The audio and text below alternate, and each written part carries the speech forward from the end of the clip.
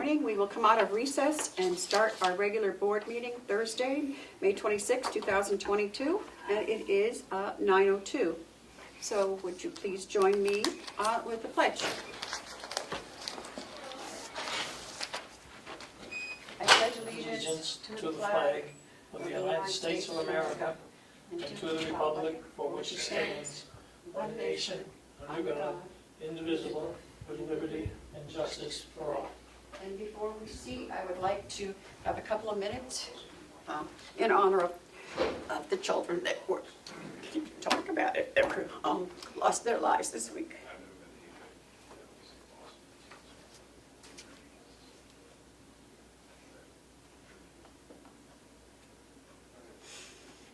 Okay, thank you. Okay, and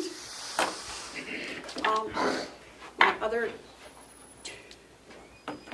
two commissioners are not here, so I have no other choice but to go into recess for a few minutes.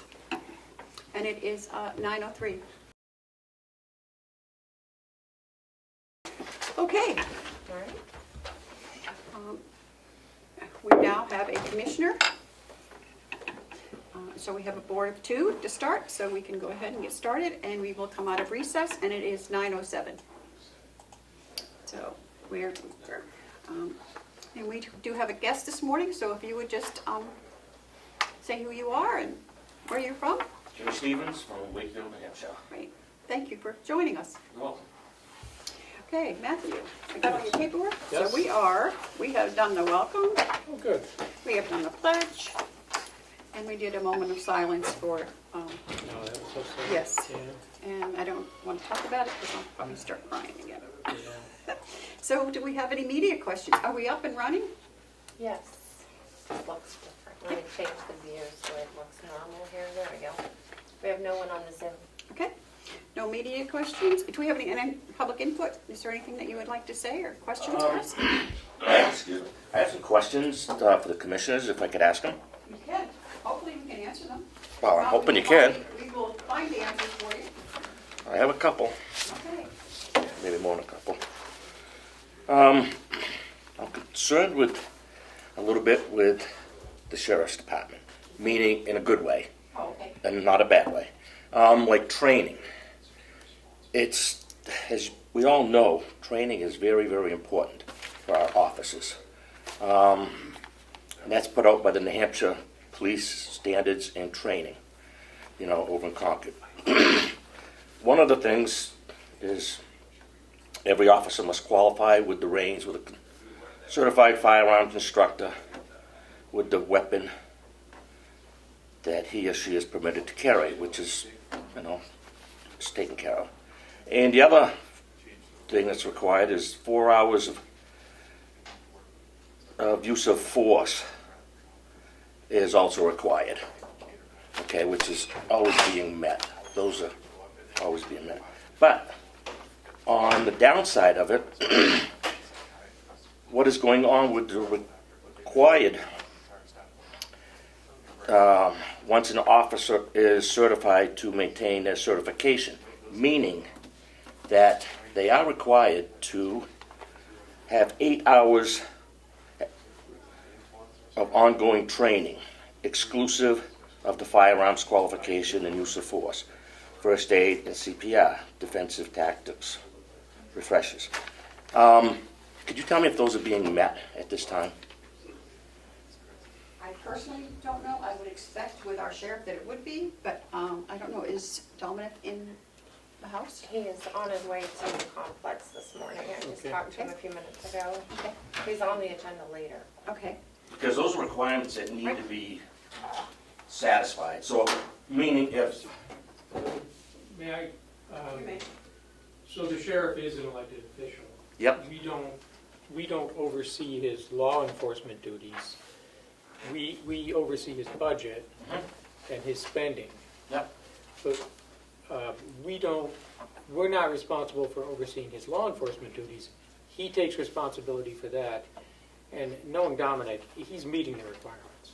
I'm sure he's meeting the requirements for his staff. Is that your question?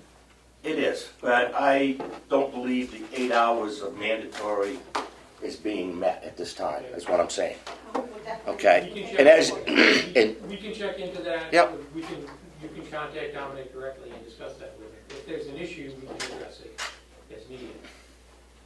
because that's very important, you know, things. If you would just give Melissa your name and phone number, or if you would like us to contact him, we will check as soon as he's here on that.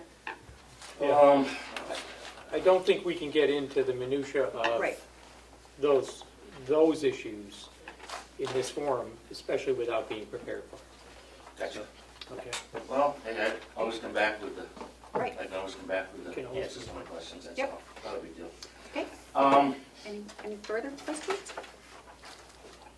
Is that, let's see. Yeah, because I've spoken to some of the offices, and they're having a hard time getting their mandated 8 hours. So if you put in for a class, it needs to be approved so that they can do their 8 hours every single. And, you know, as a commissioner, you really are his boss. You know, as we look up to see you guys, and It's in a, an interesting relationship. yes, He's an elected sheriff, so. yeah. He also has responsibility for doing his job, Right, so. right. Do you know if they're currently fully staffed? I don't think anybody in Carroll County is fully staffed, Yeah, probably not. public or private. Yeah, probably not.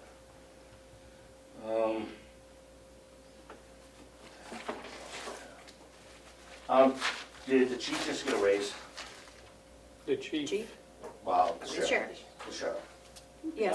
No, the delegation decided that beginning in 2023, the position of sheriff will receive more pay, a higher salary. But Dominic, you know, the current sheriff did not get a raise.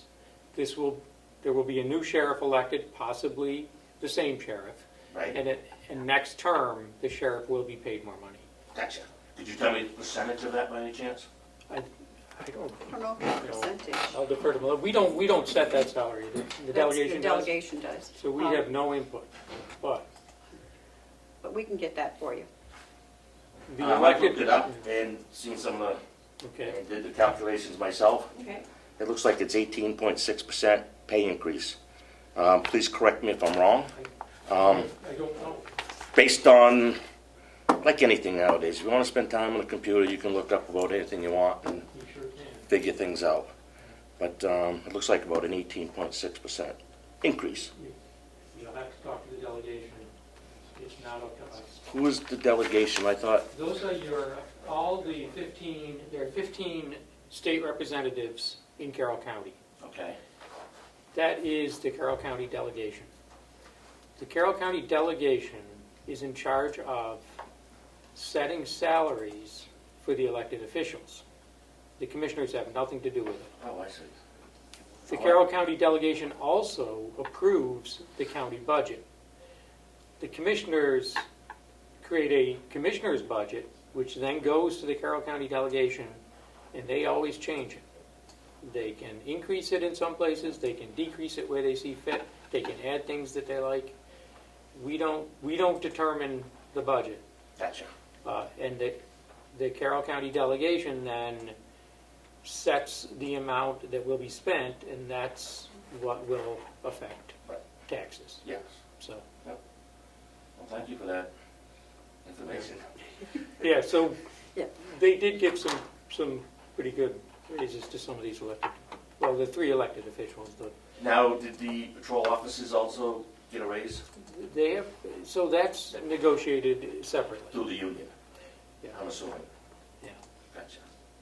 And you wouldn't know what that percentage would be? Well, we haven't done the union negotiation this year. Oh, you haven't? No.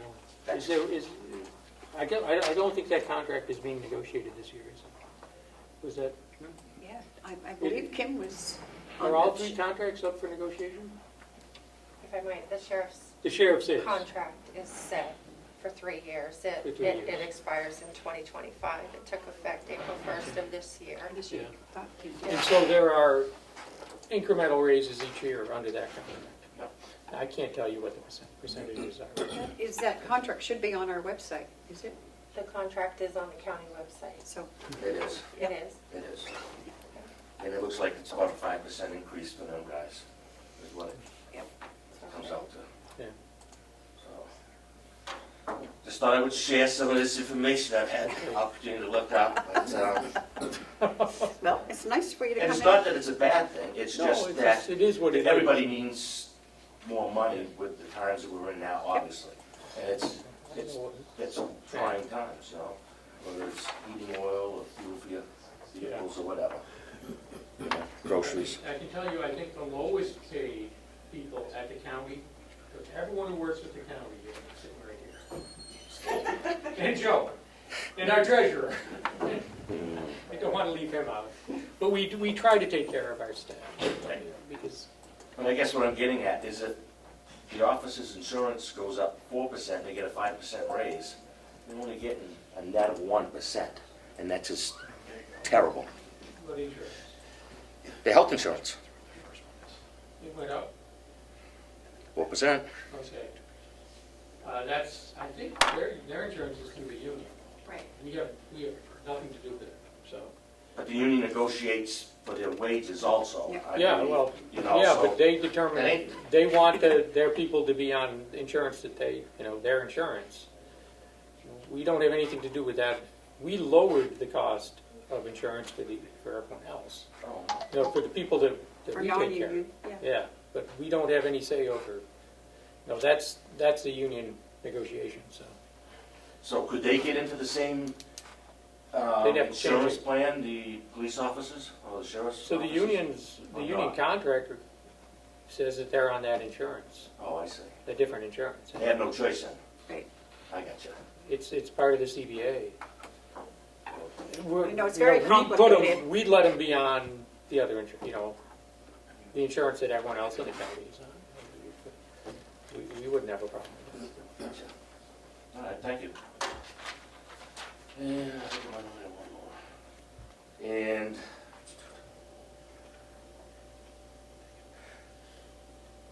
the other one I had was clothing allowance. I know each officer is allowed $400 for their clothing allowance, for starters. And it's very important for them to be able to utilize that money, as we all know, to do their job and look professional. So if a person puts in for that allotment of money to get a new shirt or a belt or a holster or whatever they may need, and they're not getting that, or if they get denied time after time after time, that money goes back to the county, and that's negotiated in their union contract. So they need to be able to utilize that money for the things that they need, And it ain't We have a against. problem with that. I know. I'm just saying. It ain't against you guys. I'm just Yeah. here to If it's not shed some light on some things that I see that's happening and talking to some of these guys that Yeah. Thank you for sharing that. that need to be addressed so that Okay. they work in the worst weather conditions, just like the telephone lineman guy, the public service, in the worst conditions and long hours, and I just want to make sure that these guys are taken care of. That's all. We appreciate the work they do. Oh, absolutely. So do I. That's why I'm here. We, the terms of the contract need to be satisfied, they need to be honored. Right. I know we sign checks for clothing allowances sometimes, so to reimburse, but, we sign the checks every week when they come to us. If it's not happening, we haven't heard anything about it until you raised it, so Well, I we'll just- look into it and make sure it's happening. Please do. I would thank you very much for that. Okay. I think that's all I have for you guys. Sure. Oh, thank you, that was a lot. That was- Wow. I'm trying to be nice and polite, Yeah. but thank you for, Well, thank you for coming in. Thank you for coming in. I We think don't know. We appreciate We- hearing, Yeah. yeah. you know, We So- appreciate public input. as long as it's good, you know. Even if it's bad, we appreciate it, but there's a lot of times the public thinks things are happening that there's a miscommunication with the public sometimes. They don't get the information that we get. Right. So, the thing on the health insurance, we have lowered the cost of health insurance for the county employees without decreasing the benefits. And because we were able to lower the county's cost, we ended up paying a higher percentage of the cost.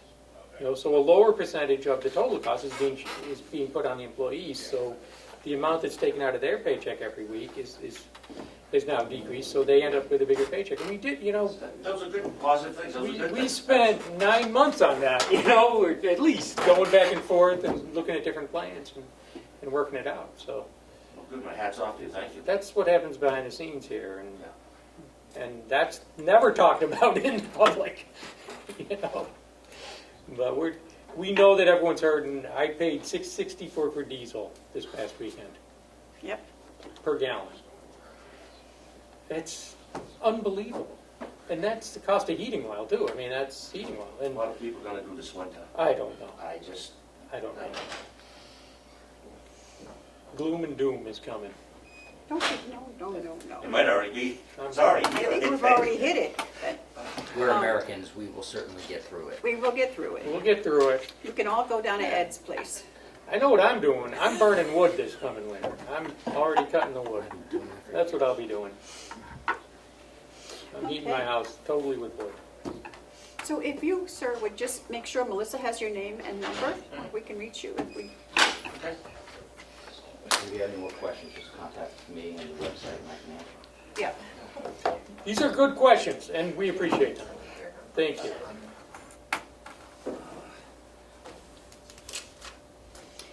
Okay.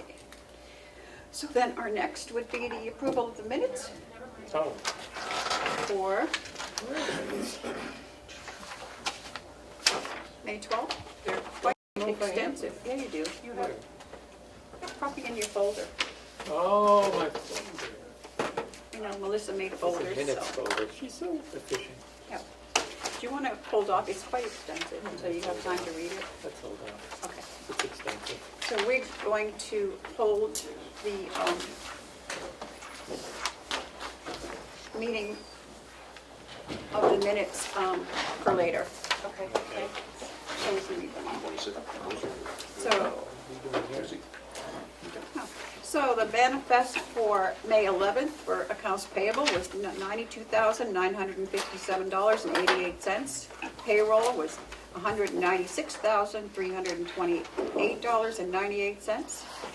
And the manifest for May 18th, accounts payable was $540,089.04. And payroll was $243,416.51. Okay, so we are going to go with the grant updates. Okay, John, Good morning, ma'am. good morning. Madam Chair, since the member of the public is here, could people introduce who they are so the public Sure. knows who's talking? Thank you. Will And do. what department they belong to. Yes, sir. We're glad to do that for you. Thank you. Sean, we'll let you start. I am Superintendent Sean Eldridge, the Carroll County Department of Corrections. I'm Kevin Warwick. I'm a consultant with the county working with the two grants here. And I do criminal justice consulting work. Jim Stoddard, Program Director for Carroll County Department of Corrections. Nice to see you again. And we have a member from the public, so he will.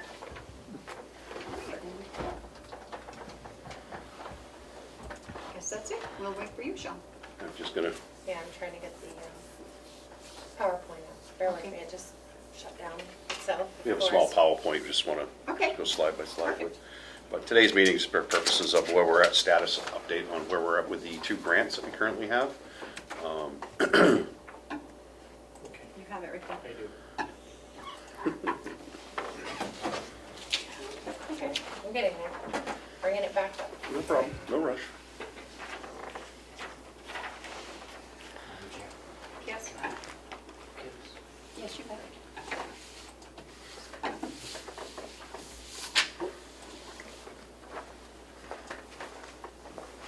Look at you, computer savvy. I think it will. Pretty well centered. It won't Yeah. fill the whole screen, but you No, can- that's you fine. can kind of That's see fine. what we're doing here. That is fine there. Cool. Well, thank you for having us. Today, we're going to be just discussing the status of our update of our grants of our peer and the JMS HCP grant. And some of the statistics and stuff next. There we go. Got it. There you go. So total funding for the PREA grant standards and safeguardings, the total funding for that grant was $96,220. We started on October 1st of 2020. It goes through to the September 30th of 2022, this upcoming end of September. We've got money set aside for different things throughout the facility to get some upgrades done. One was from cameras, which we currently did last year, I believe, around June or July. Which we sent out to RFP and whatnot. We added 18 new cameras throughout the facility to help get us up to meet the PREA standards. So we become PREA certified. PREA is Prison Rape Elimination Act. That's what PREA stands for. It's but there's 100 different standards that you have to meet and follow and maintain. One of the reasons with adding cameras is making sure where inmates are working or where officers are, where they might have officers and inmates in together. It helps protect both parties from any type of accusations that somebody was inappropriately touched or some type of sexual assault or something like that. It allows protections for both parties. The PREA software, which is the reporting data system for any type of PREA complaints or incidents, that's a hard drive system that we're going to be contracted with starting next month. There's money set up for that. The training and funding, we do in-house training for our officers and staffs, along with our policies of what PREA is, the standards, zero tolerance for any type of sexual harassment, sexual misconduct, or anything like that. Staff on inmate, inmate on inmate, volunteers. So it covers a wide range of areas. And then also allows us to do some, like currently we have 2 staff members out at the AGA conference out in California. Those funds were utilized for that to attend the more investigator style, become a certified investigator for PREA and PREA standards. So we sent people out there, which is one of the standards, to make sure you have somebody in-house, at least one, that is certified investigator to investigate any type of complaints. And then also the funding for our counsel. Kevin's our counsel for both of these grants and assists us with the programs. Been extremely helpful. So again, prison systems. So what you see up here is basically what I hear. Like I said, there's 100 standards, all put forward back in 2003. And they did an upgrade, I believe it was 2009, correct me if I'm wrong, and added more standards. But there's prevention and planning, response planning, training and education. The policy is 36 pages that we currently have, our in-house policy, which covers just PREA, volunteers, everything else. And more than happy to share that with you folks at any time as well. It also covers our medical and dental health care, data collection, reviews, disciplines, investigations, everything going through it. So again, I've already kind of mentioned, but PREA Elimination Act, it started in 2003, set by federal standards, nationwide standards, zero tolerance, include inmates and other sexual assaults, sexual harassments, and rape. These type of things do happen within a correctional setting, unfortunately. Back in 2003 is when a committee got together and put these systems in place, and again, they revised it back in 2009. Further legislation makes the prevent of inmate and offender sexual assaults, harassment, sexual misconduct a top priority. It's a federal offense, particularly if it's a staff member and a corrections officer, because it also goes into a major criminal case in regards to abuse of authority, abuse of power on top of that. So there's multiple different statutes that become a problem. Legislation set the data collections and reportings to certain standards. I went back. That's all right. Click too soon. That's Sorry. fine, that's fine. But the reporting standards are a mandate. Big point and big piece with this too is becoming PREA certified and having an audit completed, as I tongue twist myself a little there. This allows us also to continue to get further grants through the government that help so we don't burden the town and county taxpayers, say an upgrade on cameras, whatever it might be. It becomes harder to get these grants if you're not PREA certified or approved that way. It becomes much harder. And also when we house a lot of boarders from other counties. There's standards in there where we have to meet where if we only can house our inmates with someone that already is PREA certified as well, and vice versa. So it can hurt us in that end as far as funding goes. So it's very important that this is a very important piece of corrections all the way around, not only protecting of the inmate staff, and also funding for the county and less burden on the county taxpayers at the end of the day. So again, I mentioned that we do have a policy in place, 4D200, and at any time I can email it to you. It's 36 pages long. I figured we didn't need to go through all that today, but if you ever want to review it, by all means, I'd be more than happy to sit down with you with that. It's not exciting. It's not an exciting, no. And you can Google PREA or whatever and get more in-depth information. You can print out the standards. The book is I keep one in my office only because I have to assess it, make it accessible to myself at any time. Good. I think we're okay. Excuse me. So again, the culture can play a positive role in behavior. Sometimes getting employees or staff members to buying into this because they're like, that's sometimes the biggest hurdle that you run into. Just, corrections, unfortunately, is a negative environment, not a lot of positives working within a correctional facility. So sometimes that becomes a burden or a problem. And it's when you do an audit, the auditor will usually ask the officers, hey, what is PREA? Tell me what PREA is, what the standards of PREA is. And sometimes whether or not they take it serious enough, and then sometimes that can hurt, could be a problem, but you just got to stay on top of them with the training and all that. And make sure they know they have a duty to report.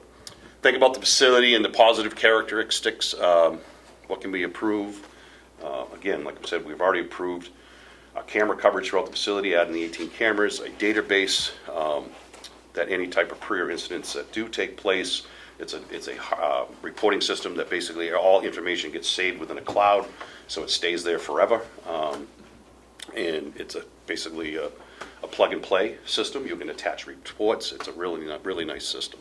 I've used it several times years past in my previous employer.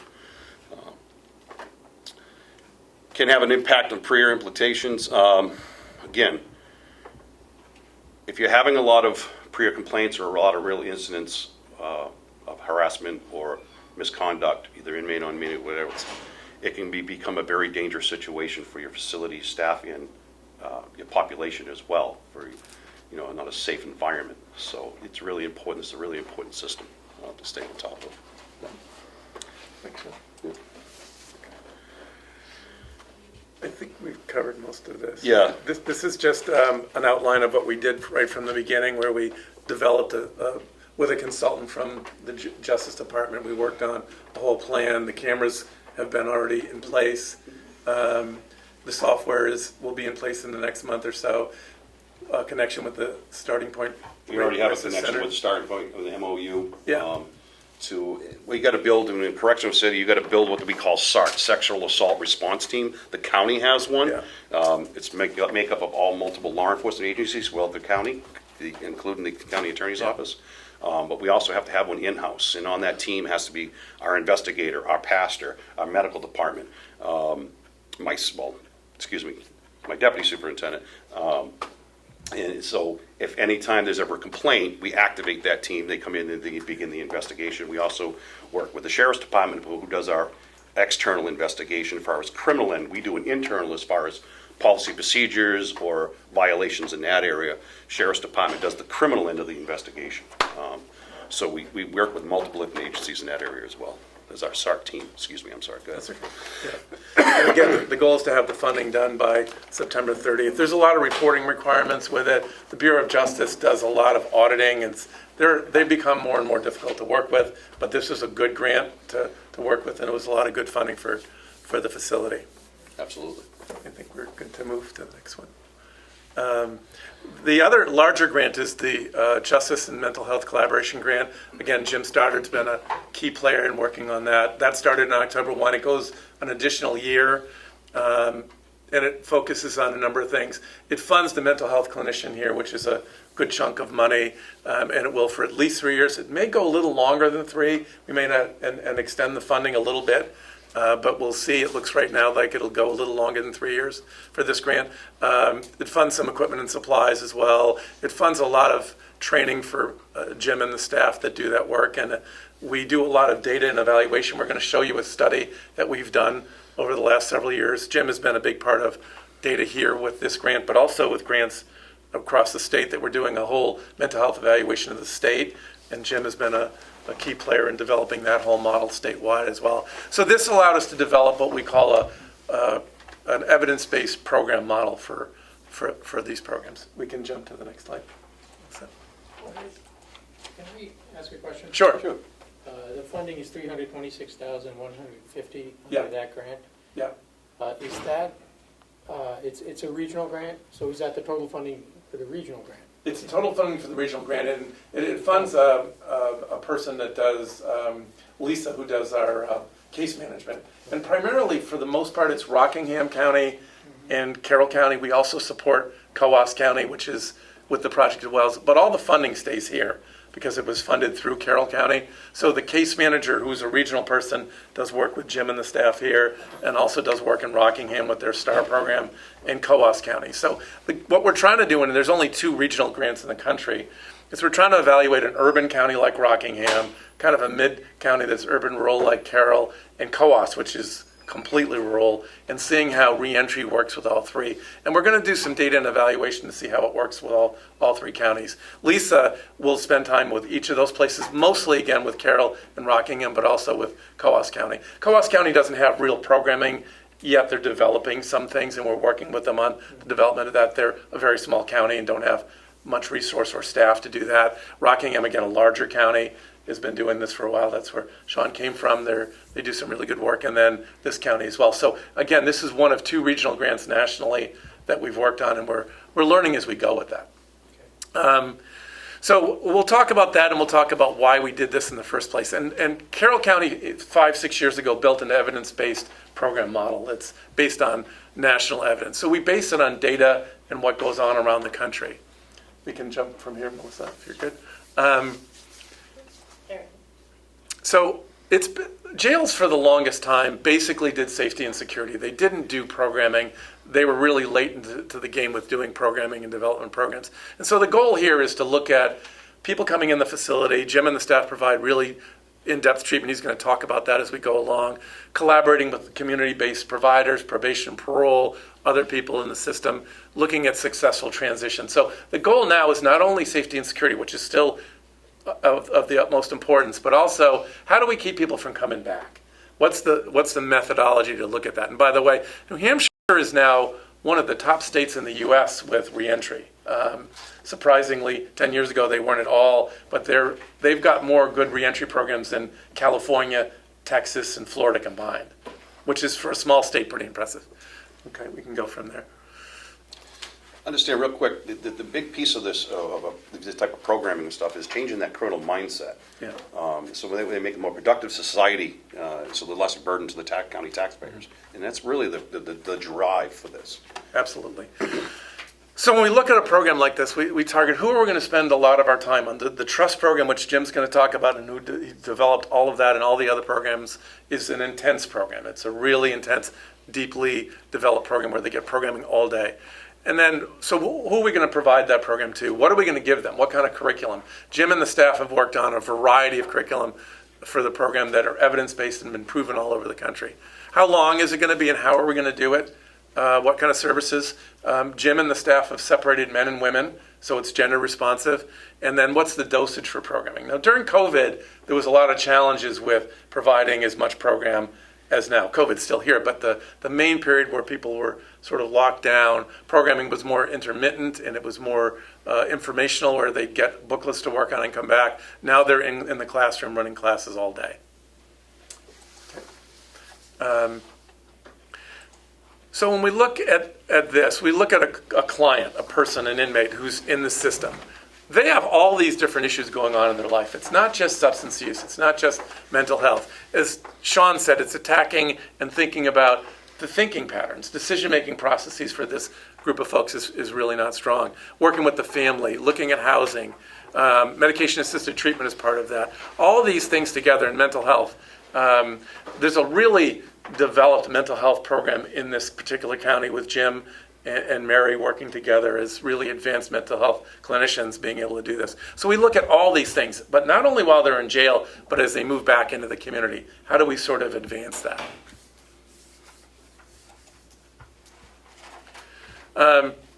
The whole program is built on a national model with the Justice Department that we developed in 2007 called Transition from Jail to Community. It was a public safety initiative to target the way that folks come into jail and how they can prepare to be more effective going home in the future.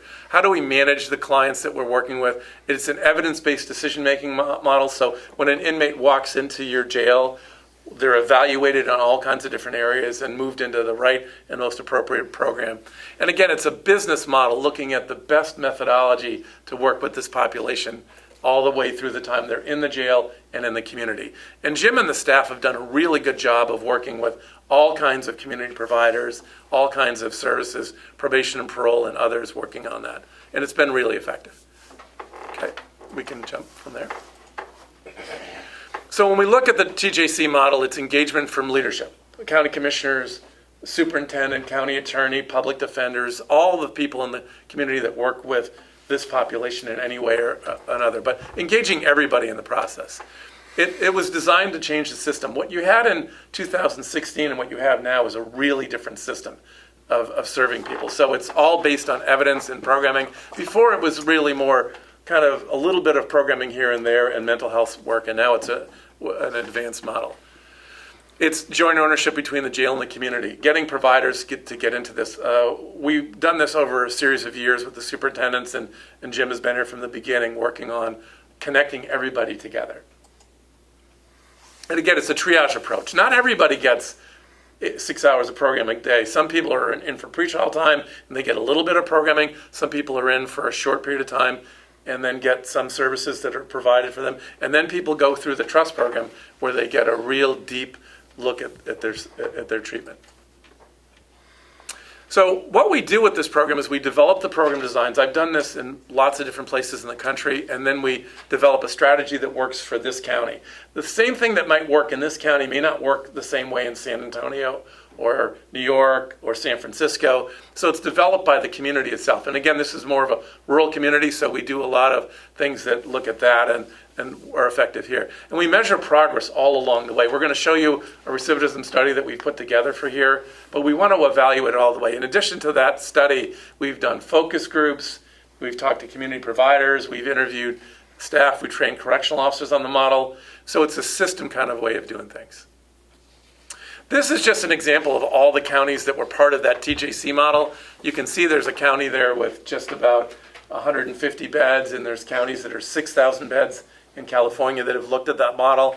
So the model has worked in really big and really small counties, and we're going to really test it with Coas, which is the smallest county that I've ever seen with transitional programming. And we're doing it differently in Coas than we are in Carroll and in Rockingham. But those are just some examples of counties that we've worked with around the country that developed them. All those counties have reduced their recidivism rates and increased public safety in different ways. So when we look at a model like this, when we talk about the people in the trust program, they're going to get a deep look at the number of hours of service they get. Think about a person who's had trouble with the school systems, trouble with their family, troubles with drugs and alcohol, and then you're trying to look at that behavior and change it around over a period of 6 months, 5 months, 8 months, 12 months. And so it takes a lot of dosage of time. So the classes that Jim runs with the program are pretty lengthy. There's a lot of classes that go on. And not all those 300 hours happen while they're in the jail. Some of those happen when they get back out in the community as well. Excuse me. Yes. How many, do we have any in the trust program right now? Yeah. Yes. What is the number today, Jim? The number that have completed, or number, we've got one person graduating today, we've got 3 more in the pipeline to start. And through the collaborative, we've gotten 26 people. Yeah, I went to one graduation and I thought it was amazing. Yeah. Thank you. Yeah. Sean, if you would let us know when, Our next meeting, yeah, I think it would be good for the other 2 commissioners to attend. I will keep Really you posted. do amazing work on the trust program. I will keep you posted. I work with program directors all over the country. Jim is in the top 1%. He's really advanced and done a phenomenal job here the whole time he's been here. It's an easy place for me to work. Some places I go, it takes a lot more effort, but really this has gone along pretty smoothly over the time I've been here. So we won't spend a lot of time on this, but people move through screening and assessment to, transitional programming, and then moving back into the community, and then post-release service. So oftentimes people move through a lot of steps as they're going on, and as they get back in the community, Jim and the staff support them all along the way. Both Jim as the program director and Lisa, the transitional case manager that works with all the counties, do a lot of work to support them. Most of the people who get out of jail have most of their trouble in the first 2 months. So if you can put some really good supports in when they get out, their chances of success are really a whole lot better. But if they hang around, if they go back and hang out with the same people that got them there, Yeah. it's not going to work, I don't believe, because that's what we see happening Yeah. over and over Yeah. and over. Yeah. I'm sure you guys see that all the time. That's exactly right. And so, if you get them involved in really positive, supportive behavior, they tend not to be around those folks that got them into trouble in the past. So it's sort of taking them in a whole new direction. And Jim and the staff make sure that they have appointments scheduled, they have treatment services in the community, they're back working, their housing is as good as it can be. Housing is a challenge all over the country. We don't have time to cover all of that here, but I think that's really important to look at that. Here's a really important point. You can see here, if you put this kind of a program together, you can really reduce recidivism rates by about 32% over a period of time with a program like this. And we'll show you our data here. But that's not just true here. It's true all over the country when people do these kind of models. There's a lot of advancement with this. So the country has gone from having 100 reentry programs in the 3,000 jails in the country in 2007 to about 1,500 programs around the country. You have a couple of people at the American Jail Association now. Most of the jails now have a reentry program. In the past, they really didn't. And New Hampshire, I have to say, and I won't say it anymore, has really advanced in that area. There's 6 or 7 of the 10 counties that are as advanced as I've seen anywhere in the country, which I'm really pleased with. These are the kind of things that we collect information on. Jim and the staff look at all this stuff and collect data on all this. You're going to see one part of it, which is a recidivism study, but we want to find out, do people engage when they get out? If they don't, what happens with them? Do they get a job when they get out? Are they getting to their first substance use treatment appointment? Because if they get to the first one, they tend to get to a lot of mental health, all of that. The vast majority of our people have a co-occurring disorder, and Jim will talk about a lot of that, so I won't jump on that. But that's a really big factor. I've been in the field for 40 years now. When we first started, we just said, hey, if we could get them substance use treatment, everything would be okay. What we found is you got to look at a wide variety of different things. And so the U.S. has not been the most advanced country with this. Canada, Europe was way ahead of us for a long time. But now the U.S. has really caught up to them and really advanced their program models, which is kind of exciting. So you'll see people all over the country, all over the world coming and seeing programs like this. Jim, I think you were going to jump in here. Yeah, so just to give you an idea of the types of issues that we see with people coming in, right? When we talk about co-occurring, what we're really speaking to is people that have both a substance use disorder as well as some sort of significant underlying mental health issue. And there's kind of this interaction that occurs between the two. So if you treat one and not the other, it usually doesn't produce the same kind of outcomes, right? Because they each become a trigger for each other. And we see, the vast majority of people we see coming through the jail have some form of substance use disorder. Opioid use disorders are still significant. Methamphetamine use disorders have been on the rise. But we also see a number of people that have PTSD, anxiety disorders, and then even we've seen an uptick actually with things, the changes that have happened throughout the pandemic, with people that have severe and persistent mental illnesses such as schizophrenia, really severe bipolar disorders, things like that. I think that those numbers probably are accurate most of the time, but there's been an uptick in those types of cases.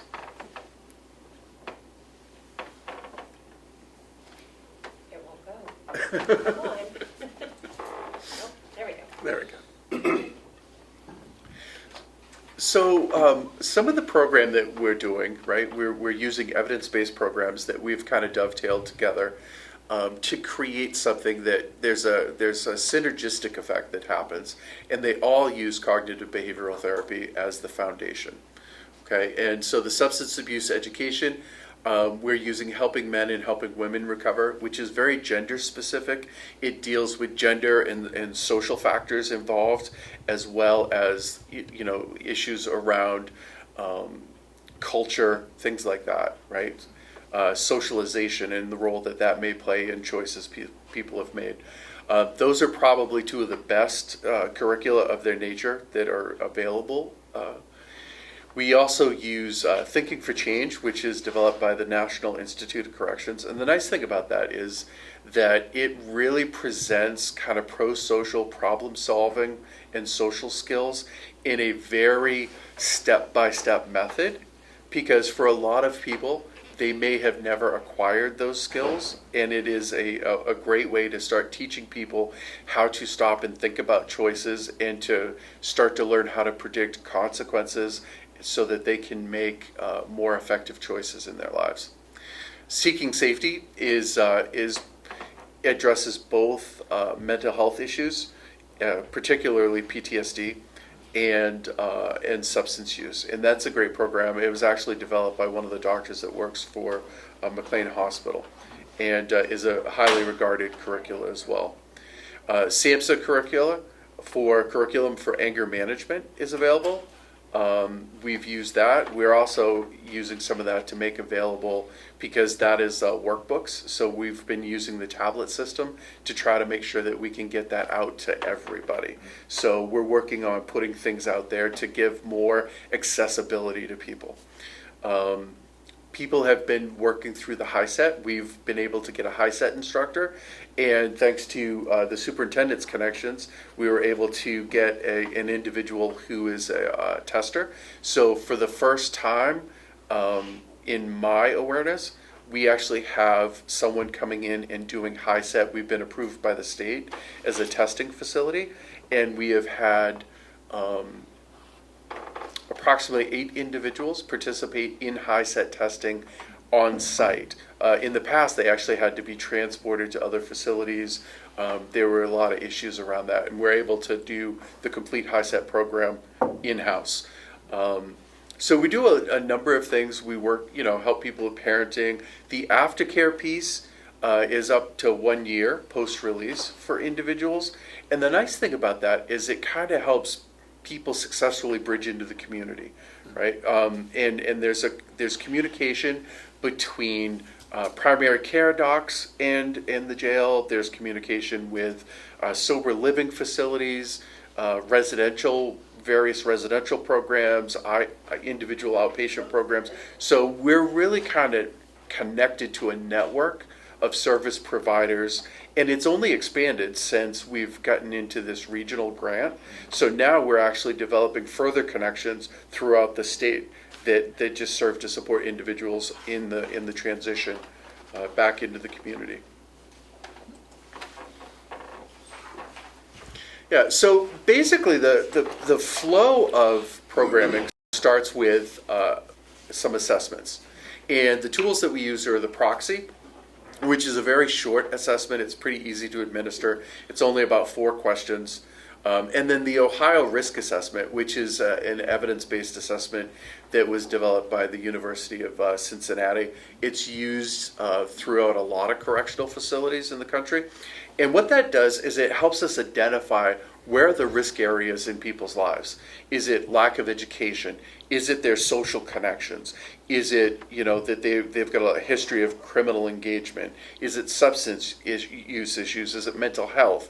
And we look at all of those aspects, and that helps us kind of develop a plan to put in place to support people. So how do we address the greatest areas of needs that are identified? And then when they go into the program, based on people who have moderate to high risk needs, okay, the trust program is approximately 90 days long, and that's the intensive component of the programming at the facility. The idea being that for individuals that are sentenced long enough, we, ideally would like to be able to go to a work release model and be able to support that. So that's just one more step where we can maintain engagement. Unfortunately, there have been some problems with that component because of COVID, but we have successfully utilized that in the past, and I'm sure that once things change a bit, we're going to get back to that model to be able to support people as another step in that process. So as their skills kind of develop, our engagement starts to come down a little bit, and we're able to just successfully bridge them over within the year to be able to be successful with their community and natural resources. And Next slide, please. So the next piece we want to talk about, and we'll go through this quickly, is a recidivism study, which we've done a couple of these here over the last several years, and we reported out on one a couple of years back.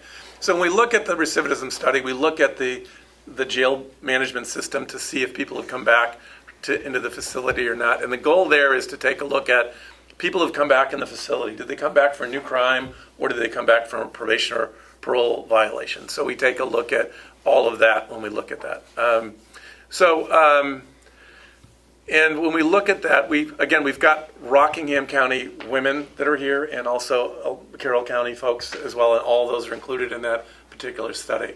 So we looked at people, between 2017 and 2020, and we looked at recidivism rates of people coming back within a year. That's what we targeted. So let's say Sean was leaving the facility, did he come back in a year? The vast majority of inmates, if they do come back within a year. We can go ahead from there.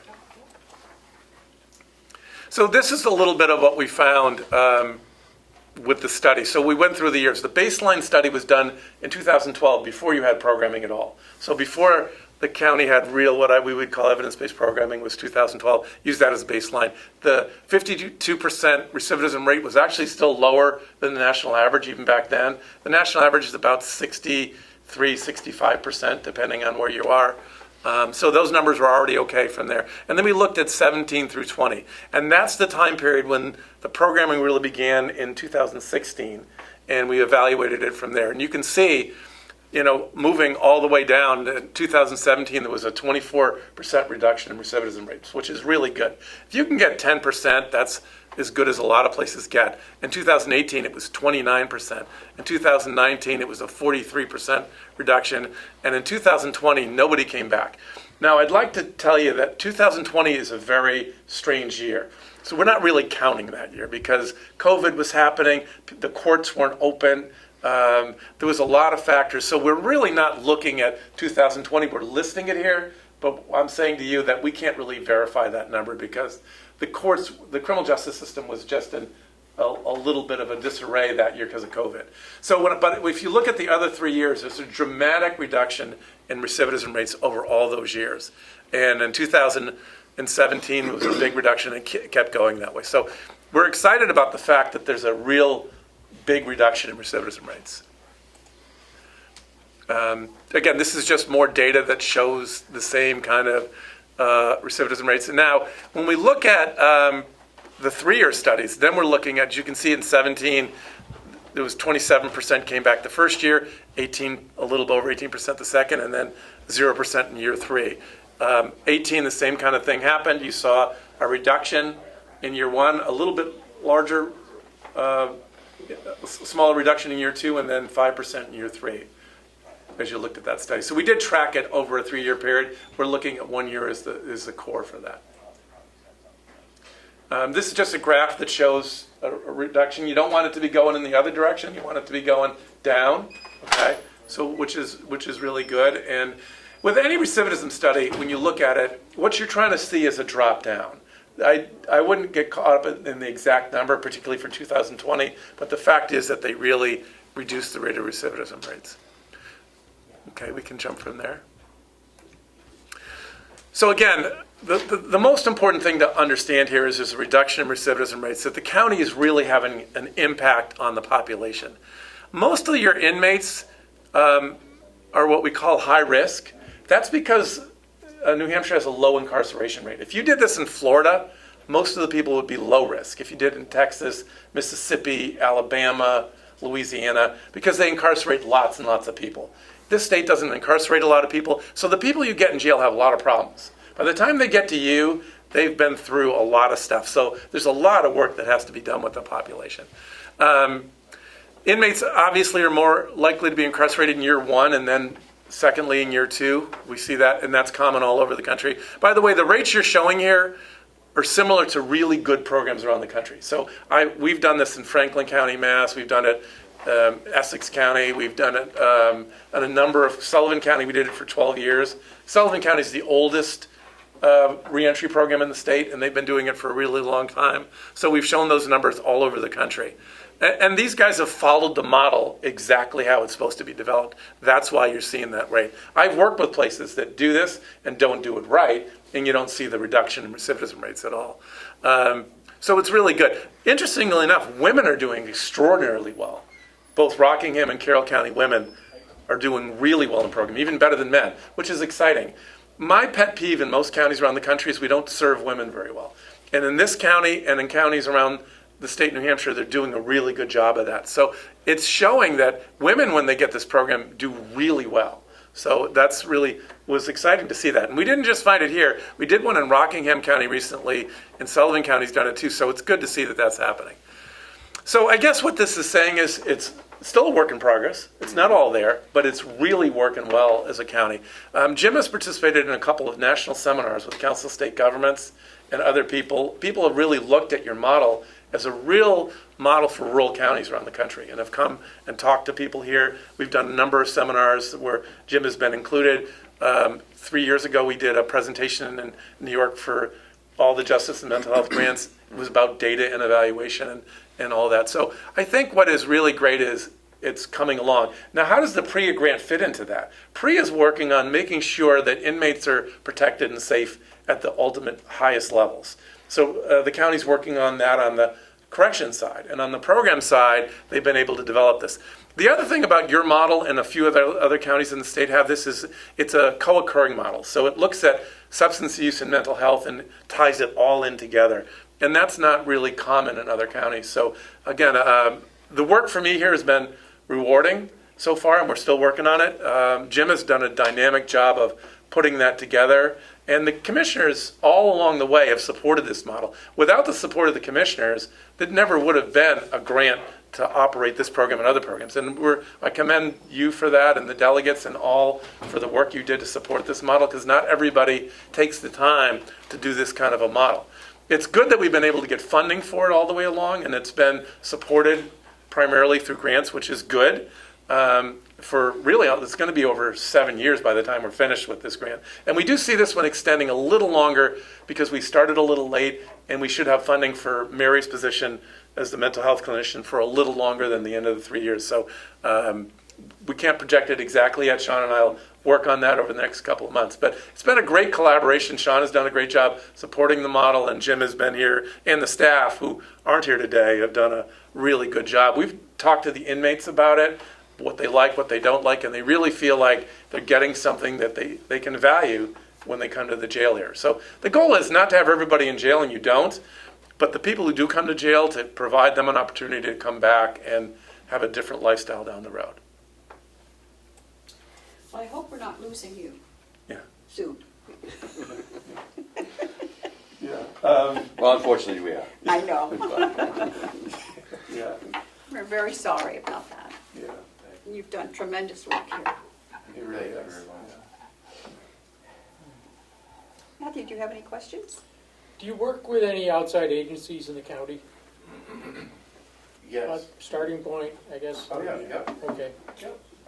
We've done a starting point. We've worked with Children Unlimited. We work with most of the health centers in the area, various programs, the Community Mental Health Center, whatever community-based organizations in the area that we can match individuals' needs to, we work with them. Because I know that we support, the county gives a lot of money to White Horse Recovery. Yeah. And they've contacted me a couple times now, and would be very interested in talking about working with you on the transition back into the community. Yeah, and we've had a great relationship with White Horse prior to the pandemic. Okay. their space in Ossipee was where I was meeting with individuals to do ongoing programming post-release. Okay, good. Yeah, so we've got good connections with Whitehorse. Yeah, with this COVID, it's really thrown a monkey wrench in a lot of our Right. programs, operationals and whatnot. So we're getting back to a little bit more normalcy, I guess you could say, but we're not 100% there yet. Okay. I mean, you keep getting little spikes and whatnot, so you got to do it in small portions. Yeah, we weren't prepared as a No. country to No. deal with this, and No. you know, it's gotten better. I work on a lot of designs of facilities that are actually dormitory style facilities. So the last year and a half, it's been complicated, but they've gone from, you know, no programming at all to giving them homework to smaller classes to back fully functioning. So it's been kind of a intermittent model with COVID, and as you know, there was months where it got worse again, and then we had to Put the brakes on. put the brakes on it. And all the counties in New Hampshire that I've worked with and other people have worked with have done a great job of that. I'm working with some other places around the country that still aren't back in person.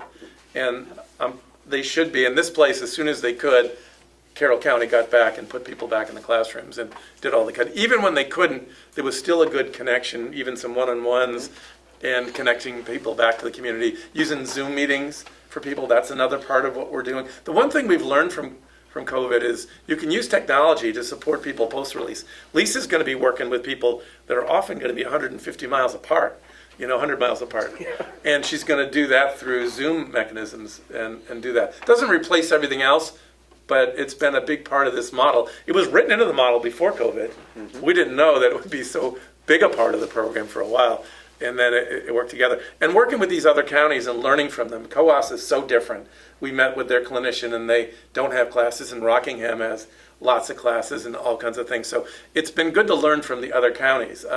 Jim is also part of a group called Clinicians in Corrections, which is a statewide group of programming people. Superintendents also have an affiliate. This is one of the few states where people from around the state talk to each other about how they're doing things, both as superintendents and as program staff. It's a really neat operation. It's the only one I know of in the country that actually talks about and learns from each other all the time, which is great. Because New Hampshire doesn't have tons of extra resource to go around. So the more effective and resource careful people can be, they can do that. And those two groups really help the counties work on that all through the state. So there's a much more collaborative relationship in this state than a lot of other places. A lot of other places I work with are competitive, county to county. In the state, they don't do that. New Hampshire's unique. I mean, Yeah. the 10 counties that we have in the Yeah. New Hampshire as superintendents go, we really rely on one another.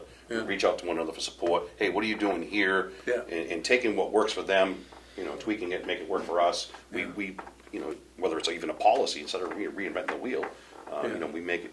So we work well together. That's what's unique about New Hampshire, I have to say that. Yeah, and they've utilized resources more effectively than some other states I work with, where they spend the money without really thinking about it. This has been a methodical process of what we've been doing. We want to keep being able to share information with you going along, and definitely Jim will be missed here. There's, it's going to be a really hard replacement, but it's been exciting working with him for the last 5 years or so, at least, right? Yeah, 16. Yeah. Yep. So is there anything else that the commissioners can do for you? I don't believe so at this time. I think we're just continue moving forward with the support, which you've been fully supportive, and we greatly appreciate it. Yeah. Without the support, like Kevin was saying, without support, we couldn't move forward the way the direction we're going, in a positive direction. So. And we'll keep you updated every year or so to see how things are going. The PRIA one again will be gone in a year, and It'll be end of September. Yeah. that was the goal for that was just to get the process settled. And at the end of the 3 years with the programmatic piece, we want to bring that back and say, what do you want to do next? What do you think is best? And we'll provide some recommendations and see where you want to go with that along the way. But I feel like the commissioners have been supportive all through the time this has been going on. So Great. Well, thank you very much. Thank you for your time. Thank you. It's a terrific report, thank you. Yes. thank you. Thanks. Really appreciate this information. Absolutely. Thanks. If you could work this in before you get started on the dining thing, this opening a bid for the jail flooring. I forgot to put it on the agenda. And John? Does he need to be here for this? the jail flooring bid, Did you want to? I'll hang around and Bob will probably be the one handling it, I'm assuming. Yeah, we're just gonna open it, I'm gonna take a week to review it. You don't have to stick around if you got something to do, because I'm certainly gonna connect with you. Okay. After the All right, fact. I will speak to Bob then. See you at 11:30? Absolutely, I'm here. Thank you. Thanks, Bob. Yes, sir. Okay. Well, wait, we have, next on the agenda is Bob and Chris. Come on up. And then we have other stuff in here for, yep. Good morning. Good morning. Nice to see you, Chris. Nice to see you, thank you. You guys have the packets that I gave Melissa to give to you? Yes, Okay, I have it here somewhere. all right. And Bob, Good morning. I hear I had a leak in my office, Yeah. our office, but Yes. it was only my desk. So, Could have been worse. Could have been worse, yeah. Well, thank you guys for taking care of it.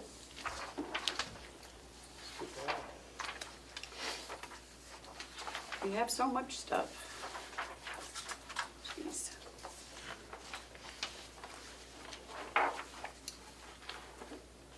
Got it. Is this? Yep, you got it in your hand.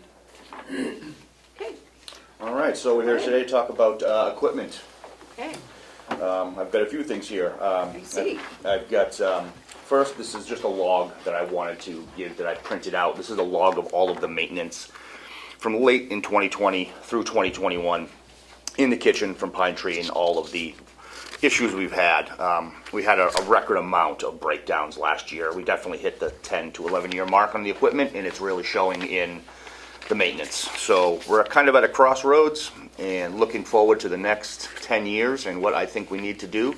And I'm here today to talk about the first two pieces of equipment, our double-decker steamer and our flat top.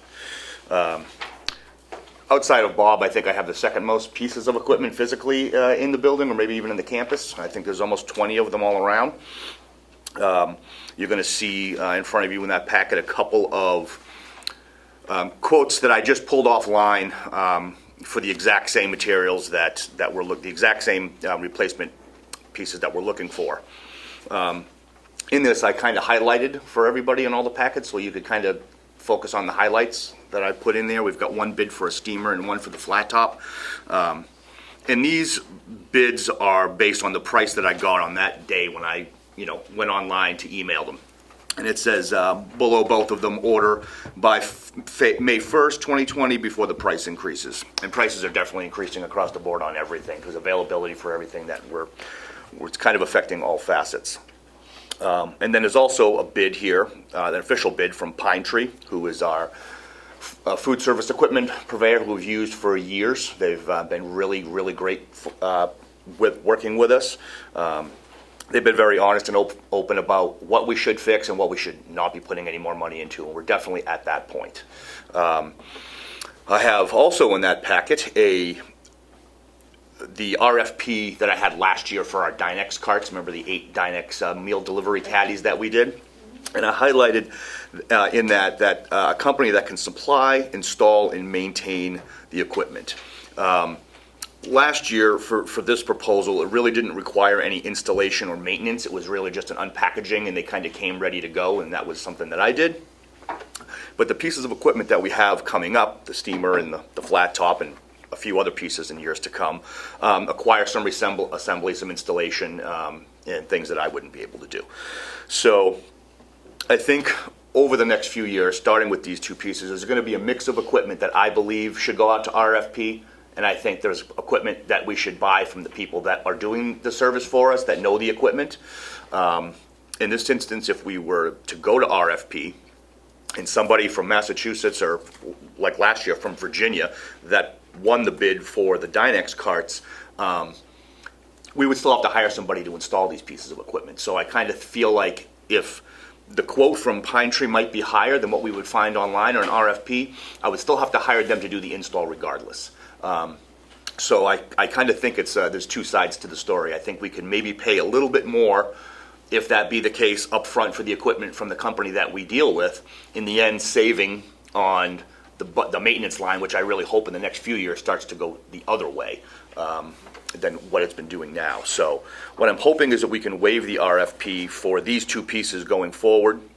And then we'll be talking about other pieces coming up in these years to come that we can talk about at another time, my dishwasher and others. I think, things like stand-up refrigerators, those could be RFP'd and we can get them delivered, we plug them in and we're good to go. But stuff with a lot of moving parts that just gets used every day, all day, I think it's best to go with the people that are supplying the service to that are certified, that have all the tools on the truck and they are a phone call away.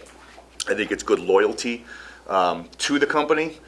We are definitely a VIP customer, so when we've had breakdowns on the fly, unfortunately for some of the smaller accounts, they might get pushed to the curb so that they get here and take care of us. So I do think that level of service comes with loyalty as well.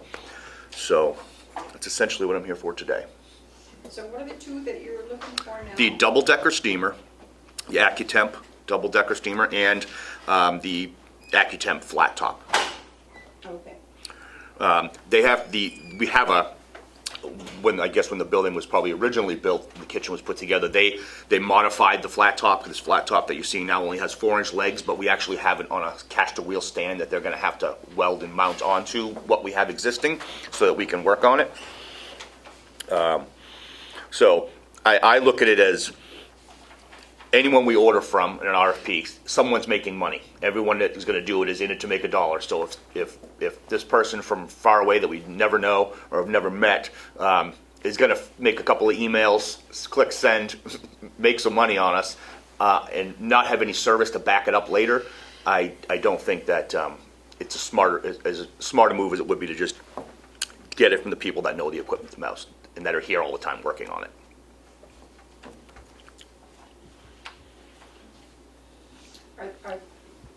Is it in the budget for these two? I put it in for capital last year, For yes. capital Yes, I last did.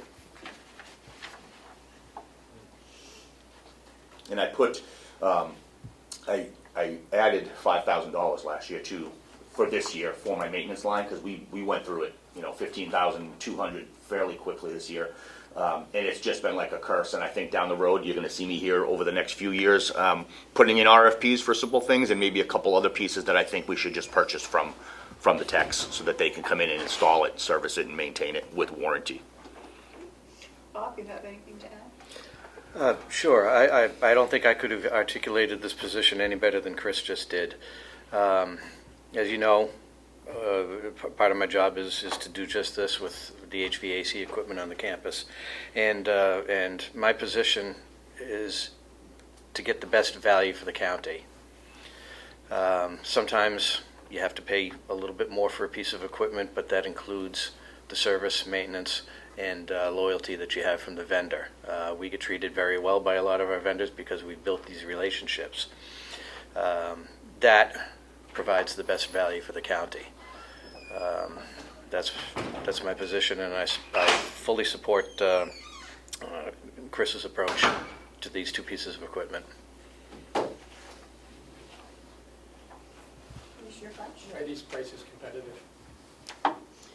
I think they're very much competitive, absolutely.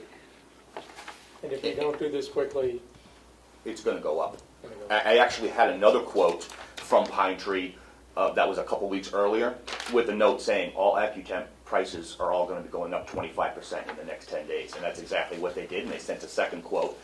And these two restaurant providers, equipment providers that I got offline, they were a little cheaper because they're trying to pull you in, but they're saying, order by May 1st before the prices increase again. So I think you're going to pay. I think there's money to be saved on certain pieces of equipment to RFP that we can save a buck on and take the lower bid, and it might be smart to do that, but there's other pieces that I don't think we should take just the lowest bid, because these are pieces with a lot of moving parts that we need to use. Reliability of service is extremely important to us. And hopefully in a year from now or in the years coming that this log is going to get smaller. It's definitely been going up. So we have to eventually make the moves to start getting it to go down again.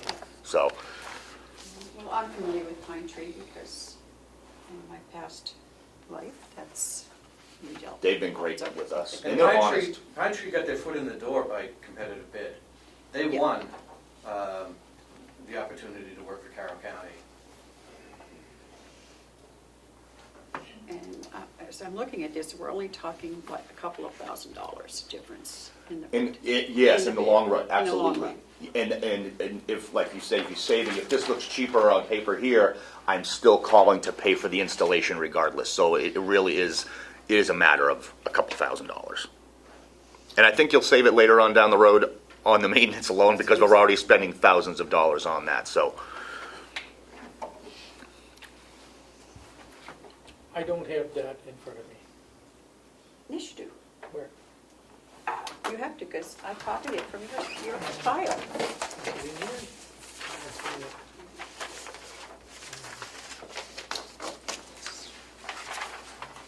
You have this. Mhm. I don't have the $1,500. Oh, there it is. What would you do without me, Matt? I'd be lost. I knew you had to have it, because my whole packet was hit by the leak. Yes, so I had to copy your packet. Do you need a motion? Well, I'm asking for your, It sounds like a good plan. I think so. They want it by a competitive bid previously, so. Okay, if you would like to make that motion. For both, Yes, please. I'd like to do it all at once if we could. do we have a total? Do we have a Uh, total? Yes, $35,466. I'd move to approve the expenditure of $35,466 to go forward with the pine tree proposal and authorize, we authorize to sign this purchase order. Chris? Yeah. Chris, well, authorizing Chris to sign the purchase order, okay. And I will second. Madam Chair, could I add a little input?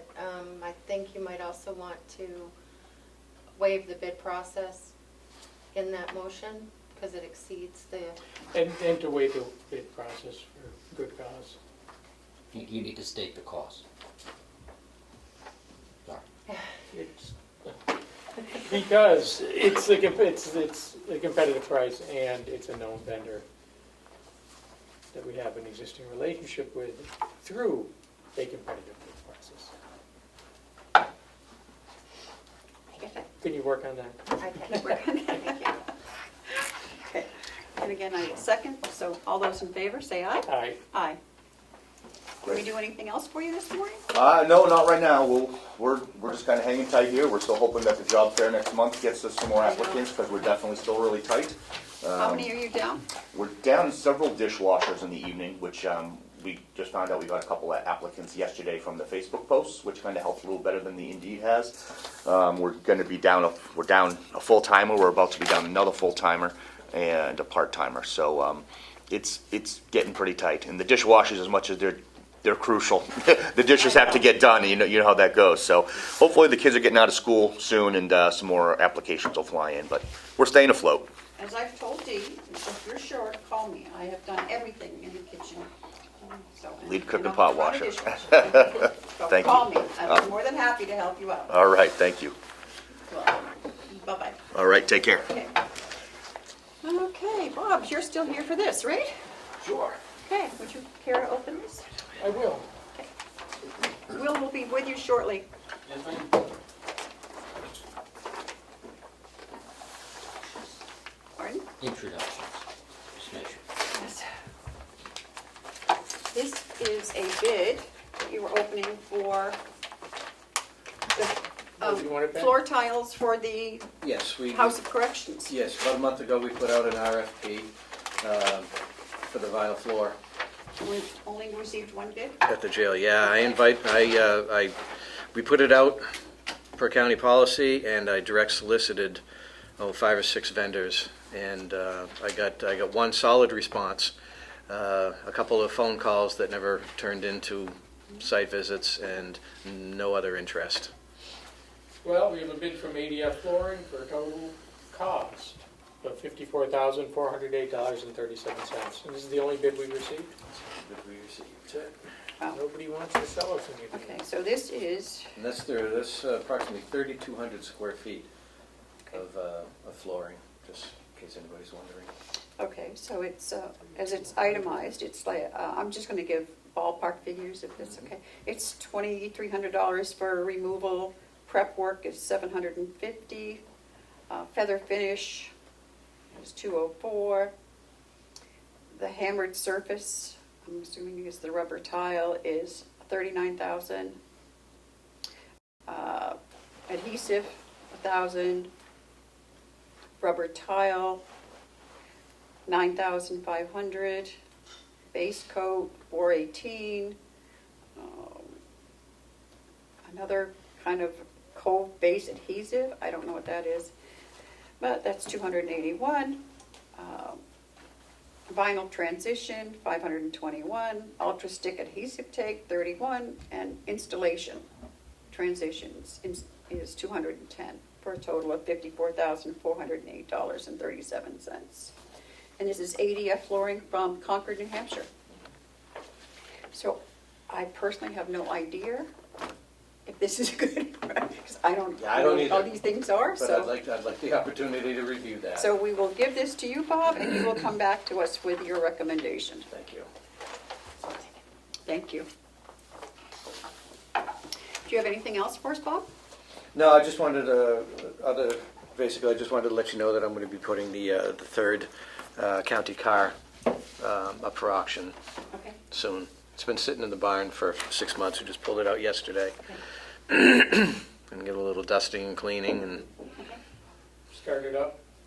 yeah, it rang yesterday. It's got a dead battery. I have to put a battery in it before it goes, but yeah, get it ready to go. You've already given me permission to sell it, so you don't have to do that again. All right. Okay, thank you. All right. Thank you. Okay, Will. Bob, you got to move this thing? Yeah, I'm staying. Okay. Good morning. Good morning. Sorry I didn't have these ahead of time. Some of the prices just came in this morning. I got a packet for you. Thank you. This is the payments you've got. I even have a packet for Joe. If you can pass all the way down. We sure can.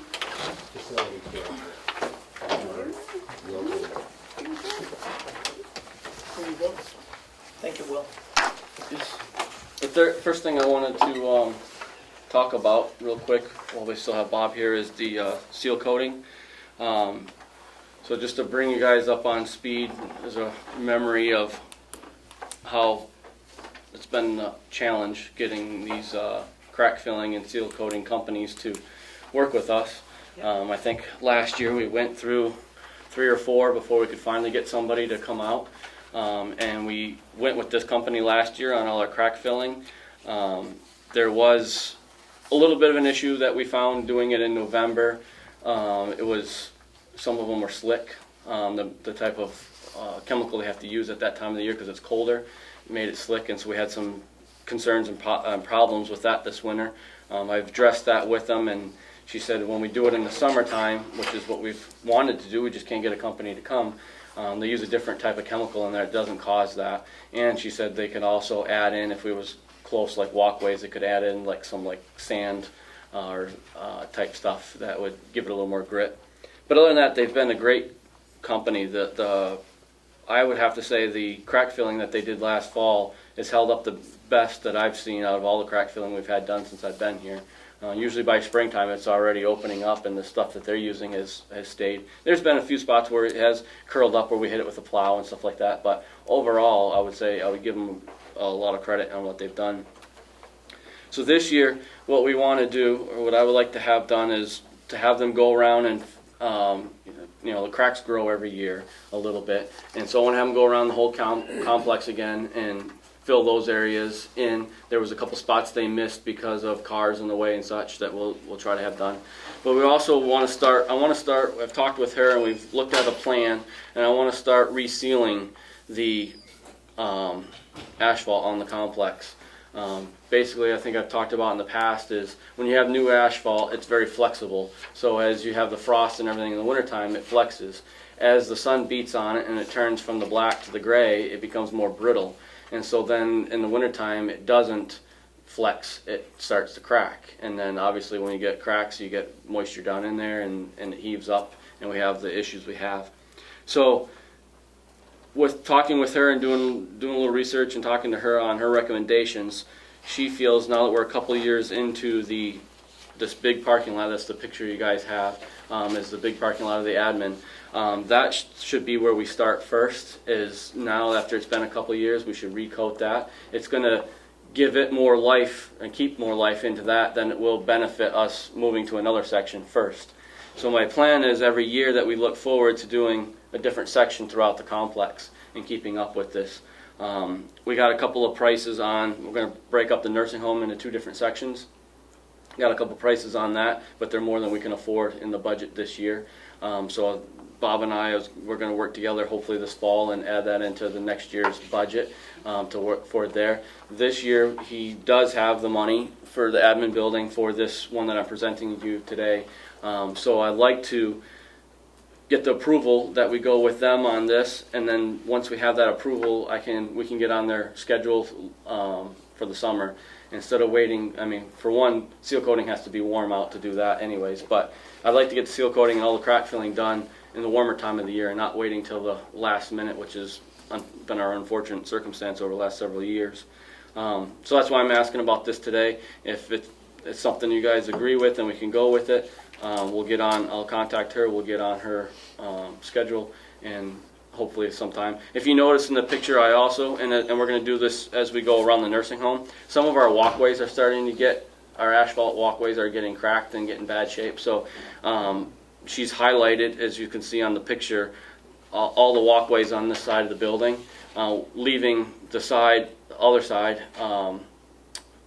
open so that way we can still come in. They may do this on like a Friday night. It's the seal coating. She said you can walk on it after a few hours, but it's ideal to leave it close to 48 before you start driving on it. So that'll still give us a walkway that the dispatchers, if they did it like on a Friday or something, the dispatchers would still be able to access the building. We'd have less foot traffic in here. And then down the road when we go to do that side, we'll do that walkway on that side of the building, if that makes sense. So a lot of those over at the nursing home that we're starting to get some cracks on a lot of those asphalt ones that go around either side of the building. And so as we move over there, we're going to get those filled and resealed as well. So that's kind of what we have going on with the seal coating. I don't know if there's any questions that I could answer from you guys or not. I'm glad to see that we're going to do a seal coat on the parking lot. I mean, it took us a lot to be able to get that money to have it done, and we should make it last as long as we can. Yeah. So. And one other thing I've just popped in my mind is we've noticed on this new parking lot and other sections of new parking lot, we use a significantly less amount of salt in the wintertime on these areas with I don't know if it has, I mean it's newer, but the black and where it's not going down in the pores and it's, the sun attracts to the black dark color. I think there's several factors, but we've noticed a significant reduction in salt in the areas that we have newer pavement and are staying top with it too. So that's kind of an important part of it, I think. Not to mention, the $100,000 we paid to put it in or whatever it was, a few years back. And we want to just start staying on top of this a little bit better. And Bob, you have it in the budget? Yes. That's the most important. Last year, I had a combined grounds budget. This budget season, we had to split it up. So while I do have it in the budget, it's going to require a line item transfer from the nursing home grounds budget to this to make up the difference. But overall, I have the money in the budget. And you're in agreement? Absolutely. I think this is a good plan. I do too. And moving forward, we're going to have an idea of what it's going to cost, and we'll be able to budget for it. Commissioner Fletch? Just, again, is it a competitive price? Well, it's the only company that we got to It's the only come here. bid we got? Right, it's Okay. they've been, all the pricings that we've done with them so far have been pretty on track compared to what we paid in the past.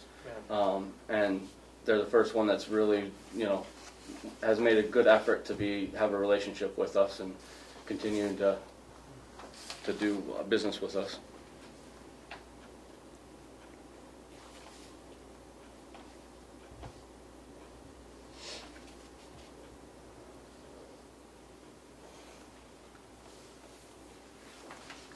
Total cost is $5,928.35. Yep, and they're gonna crack and fill all the cracks in that section. They'll seal coat it, and then they'll also reprint the Restripe it. restripe. Restripe it. Seems like a good plan.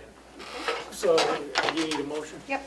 Motion to authorize, I move we authorize the expenditure of $5,928.35. 10:33. With the bid from, it's Andrade Seal Coating. Yes, sir. Yes. Okay. And I will second. And all those in favor, say aye. Aye. Aye. No way for me. Good morning. Good morning. How are you? I'm well, how are you? We're doing okay. I apologize for my tardiness. Don't worry about it. We're breezing right along. So, anything else for us, guys? Not on that, but I do have more. You do have more. I got water Okay. meters and But wait, hydrants. there's more. I have a packet right there for you, ma'am. That Thank you. we just did the seal coating. We're moving on to the next. Thank you, Bob. Ooh, what's on the next? All I got was 2. Yes, so there's 2. No, You it's only right got- there, Terry, it's right in your Oh, stack, right there. right there, yeah, Got it. those two. Yes. So one is the meters and one is the hydrants. Okay. If we want to look, I'm going from least to most money here. So if we want to start with the 36,000, we jump from 6 to 36. Come on, you just got 5,900. So It's almost like you've been around the county a while. Okay. So these hydrants, 12 hydrants, we talked about this about 2 weeks ago of getting more firm prices compared to last year, and I was a little shocked, to be honest. It was just over $500 per hydrant more compared to about 10 months ago. Phew. So, and the other thing with this, so it's the same setup that we looked at last year, just $500 per hydrant more, and they have them in stock right now, but when their stock runs out, he said they're telling them it's going to be a 40-week before they get more of these in. So that's something to keep in mind. We have, when you look at this, there's 6 of each kind. There's 6 that are 5.5 and 6 that are 6 foot. I don't know exactly until as we pull them out that we'll know if we need a 5.5 footer or we need a 6 footer in that area. And it all depends on how deep they are in the ground, if that makes sense. So as we start going, we might be like, okay, we're using, mostly 6 footers. I can exchange the 5.5s for 6s If they have them. if they have them, but as we go to put them in, but we won't really know exactly what height we need. So we split the difference and said 6 of each for budgeting purposes. As you can see, they're about $400 a piece difference. So if we had to go with all 6s, then I might need another $2,500 onto this. If we went with all 5.5s, we might not need all that. So it's one of those things that's more determined once you pull the hydrant out. So if this is the route we want to go on, again, we're talking last year he said about 1,000. I'm guessing a little more than that to help install them because diesel prices are $6 a gallon now instead of $3. Yeah. So, and it's not something I would like to get these so that we have them in the barn and in the shop, and then it might be something this fall that we start or next spring as the contractor has time as well, that we start installing them. But the goal here is if we're going to do it in-house is to get all the materials in-house first, and then we'll start doing, doing Especially if work. it's going to take 40 weeks. Right. Yep. So. Yes, sir. Question. Yes. Right? Is there a way to determine before you order the stuff if you need a 5 or a 6 footer by any chance? You know what I mean? So that if you get, how many hydrants do you have to? 12. 12. Yeah. So if you get 12, do you know if you need 5 6 footers or 4? Would you be able to get that information prior to No. ordering? Oh, you can't. No, that's why I was just saying that we have to, until we dig it up, I don't know how deep it is down in there. So, and then that can vary from, it's only 6 inches, but it can vary on the height of the elevation of the land at the spot where it is, or if the pipe is, you know, a little bit different in certain areas. So a lot of it's once we dig it up, then we can look at it and be like, okay, you know, a 5.5 is going to work in here, or a lot of the curb stops that we have a built-in where they collapse, you know, up and down, so we can adjust for that once we're in the hole. But the hydrants don't really, they can't collapse. They don't have that same mechanism. So it's more of a, once we look at it, then we'll know what we need in there. And he said that's a very common thing. That's why he gave me the price of half of each, because oftentimes he's like, you know, you may need one of these and versus the other. We'll come down and exchange it, you know, and do the difference. That's not an uncommon practice to have happen, I guess, when you're doing installing these. This company, we do a lot of work with this company. They're already a vendor of ours, as well as the salesman that I'm dealing with lives in Wolfboro, so he's back and forth all the time if we need, you know, parts.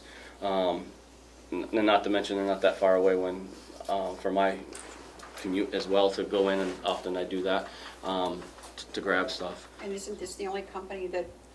Only company that sells this brand of This hydrant brand. and this model of hydrant, which is what we're looking to do, which is a very common hydrant here in England, New England. You just got back from. I know. You're not there anymore. Right?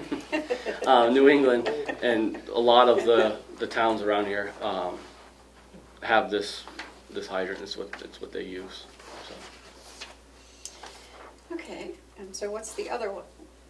So that's that one. The other one is the meters. So as we're on the talking about how much prices have gone up, the first 50 are the readers, and so that if you look, it says $171 each. Last year when I got quoted, it was $155 each, so they've gone up a little bit. The 60, which I've taken, I would change the total down. Instead of 39,000, it's going to be 37,000. Basically take $2,000 off, because he accidentally gave me 60 when we only need 50. He thought we had 50 setups, but we don't. We have probably around 47 setups, and I want to get 50, so I have a couple extra, but I don't need 10 extra on the, you know, on the shelf. That's too much. So subtract that down, you know, $1,900 basically. But a good example is you go down the next one. It's a 4-inch water meter.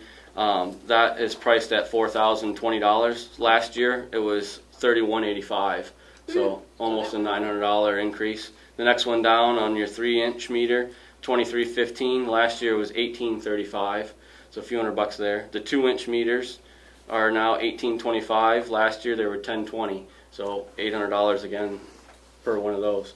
That's just the way the world of everything going up. So this gives us our complete set. This is not installed or anything. Obviously, a lot of these, as we talked before, the home meters, we're going to do that in-house. These commercial meters, we'll probably hire that out to be done. There'll be some modifications that have to be done to fit them in certain areas where they are in the building. But it also has like the command link and the different software packages that we need, so I'll be able to, it has the handheld that I ride in the truck with me, and that as I go around it collects it, and then when I come back it downloads it to our tablet, and then from the tablet I'll be able to essentially hit a button and it'll send it to Laura or whoever's doing the water meters down in the office down there, and should be able to fill right in with what they need to do for billing. For billing? So that way they've explained to me, we'll be able to do all that from start to finish with this plan. Can I ask a question? Yes, you may. Director DeWitt, does this mean that we'll be able to, does this include the ones for the county? Yes, Because ma'am. right now we can't measure what water supply the county is actually using. We can only guess that it's using the rest. The customers we're billing are using a certain portion. It's using the rest, but we can't adequately predict waste. We can't adequately predict, because we don't know what portion the county is using. So this is, the meters for the actual county buildings are included in this? Yes, ma'am. So once you do this, we'd be able to tell what the county's using as well, We'll be able to tell each building. what they're using. Right, so Okay. technically, you know, there's still gonna be, like, if we had the greenhouse going or the blueberries, you know what I'm saying, technically those wouldn't know, but for each building, we'll know exactly what their water usage is going in through the buildings.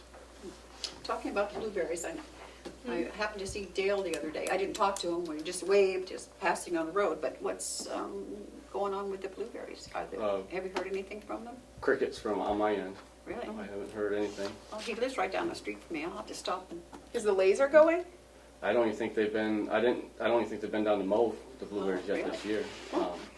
I could be wrong. I don't want to say for sure, but I haven't walked out there, but I haven't seen any tracks going in there. And when I've looked driving by trying to pay attention, I haven't seen any fresh grass even being cut out there. Okay, So well, I might stop on my way home and just ask him. sure.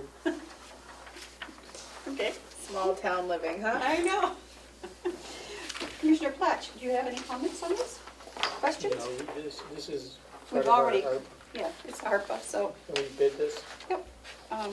Do we need to vote to give you, already give you the authority, or do we need to? I think I just came back with prices. I didn't get any authority yet to order anything.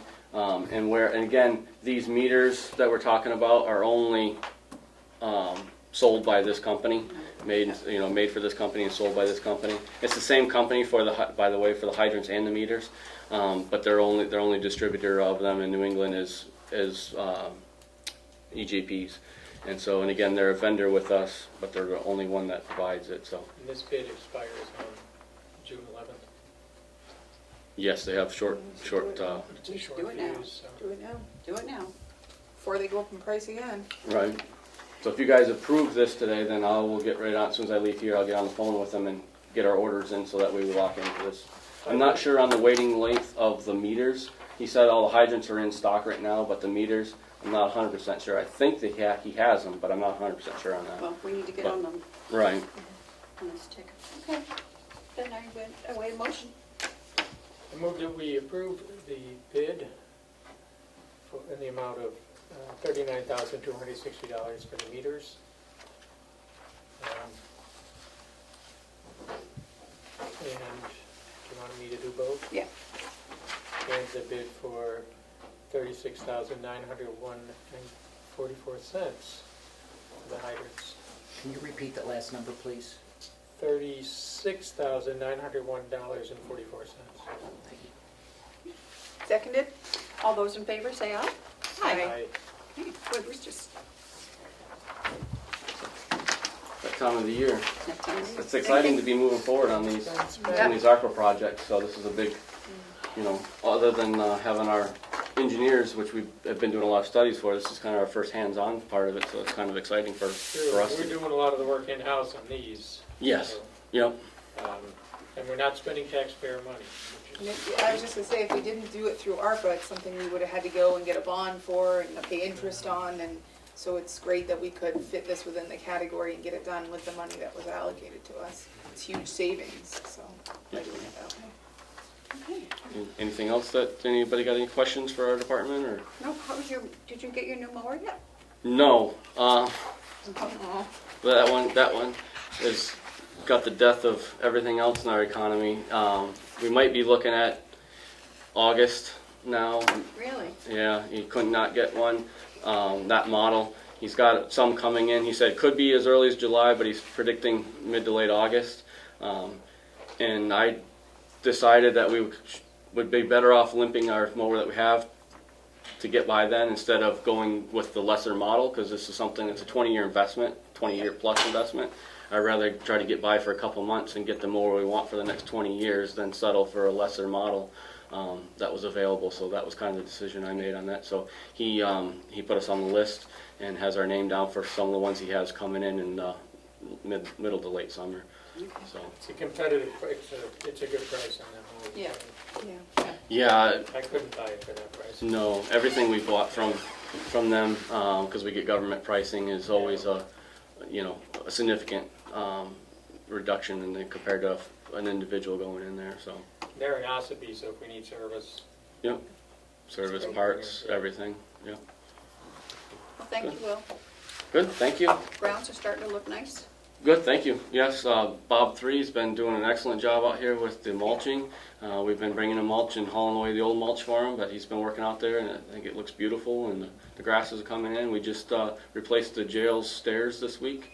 It's been a big project. Does that look nice? I haven't been- Yeah, honestly, they just were finishing when I came over here, so I haven't even taken a final look, but they were coming over to grab some mulch so they could finish up the mulches, but it fit in there nice last night when they were dropping it off, I thought, so that's nice. So we got a lot of little projects. We just got all our hay machinery out.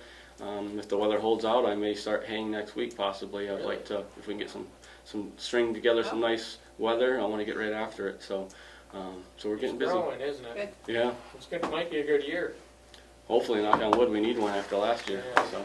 Will, if you think of it, could you possibly snap a picture of the jail stairs so we could put it in the annual report next year as one of the improvements? Yep, I'll snap I a like picture and pictures. I'll text it to Melissa. Perfect. Thank you, Will. Yep, not a problem. Thank you, you all have a good day. Okay, you too. Bob, I see you're back, or you haven't left yet. No, I haven't left. I wanted to listen in on the sheriff dispatch Okay, Could I have a minute? conversation. can you have a minute? I guess you're going to, because you're leaving. We will take a 5-minute recess. It is 10:50. On your way. It's fun seeing Frank on Monday. Yeah? Yeah, I'm all set. Did you get how many bales of hay? No. Oh, Not yet. okay. We're coming out of recess. It is 10:55. Okay. Bob, do you mind if we have a treasurer's report and stuff first? I'm just a fly on the wall right now, so you do whatever you want. Okay, we'll do that real quick, because I don't know, do you have to leave, Joe? Yeah, Okay, all right, treasurer's report. so we're pretty much on target through April with our revenue and expenses. The last couple of weeks, the manifest is totaled in excess for the 2 weeks over $1 million. We're $2 million into our TAN, which I had previously reported. I suspect by the end of this next week, we'll be drawing another $500,000 on the TAN. But everything is current, everything is up to date. Other than that, business as usual. Okay, perfect. Hales? On Hales, know I have there's a couple of items here for the Yep. commissioners, the selectmen. I have your monthly income and expense through April, which seems to be right on target. And I have a number of checks here that need to be authorized so I can sign. Look at those. Madam Chair, can I ask a question about the TAN? Yes, you may ask a Are question. we, so we've drawn more on the TAN than we normally do?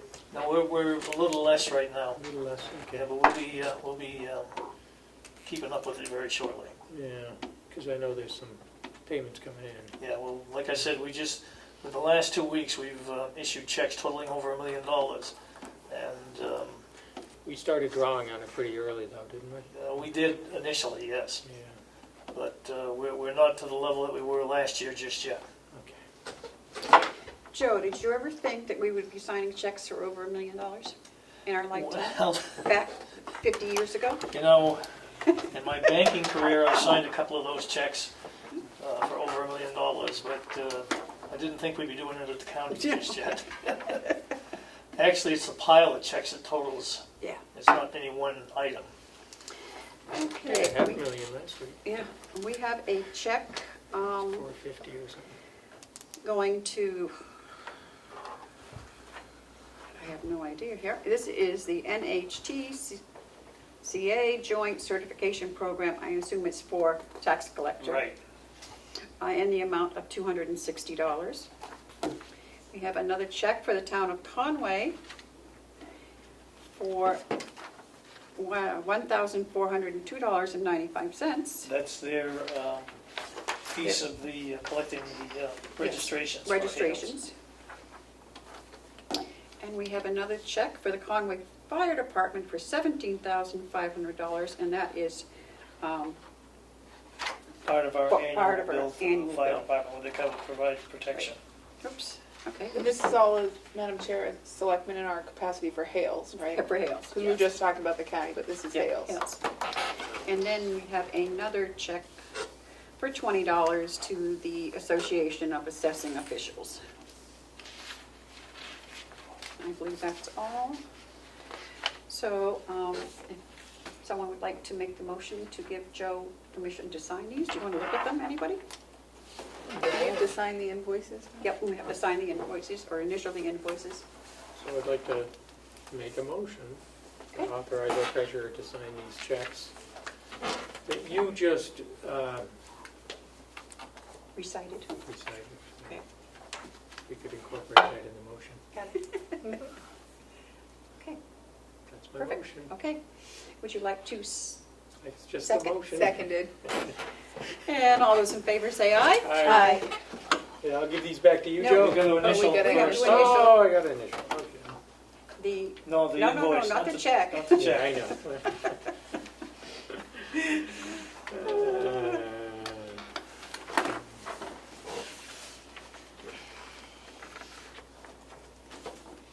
so I guess while she's going to be laid up, I'll be picking up the mail and Yes. delivering stuff to Oh, you. is Denise okay? Yeah, she's having a knee surgery on Oh. June June 6th. Well, 6th. get well soon, Denise. Yep. Yeah, we've made, Terry's gonna be picking up everything, and we'll be in close contact too. Yep. Yeah. Yeah.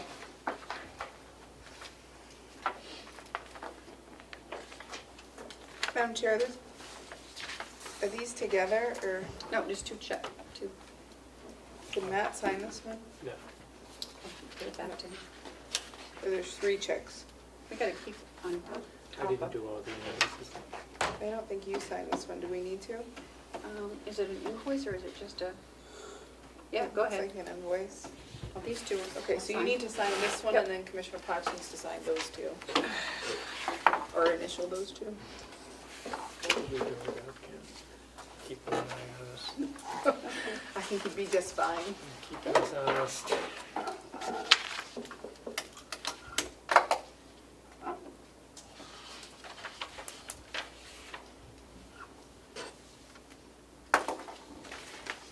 Thank you. You're welcome, Joe. Thank you, Joe. If you have nothing else, I'll leave after this, Okay. unless you need me for anything. I don't think so. I think we'll be okay. Nothing, nothing else.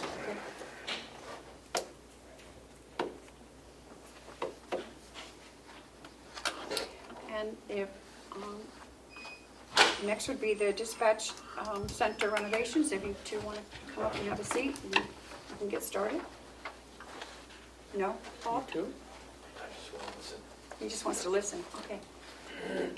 So listen.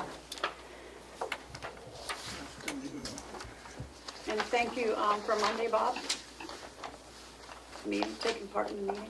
Yeah, Yeah. went really well. It went really well. It was good.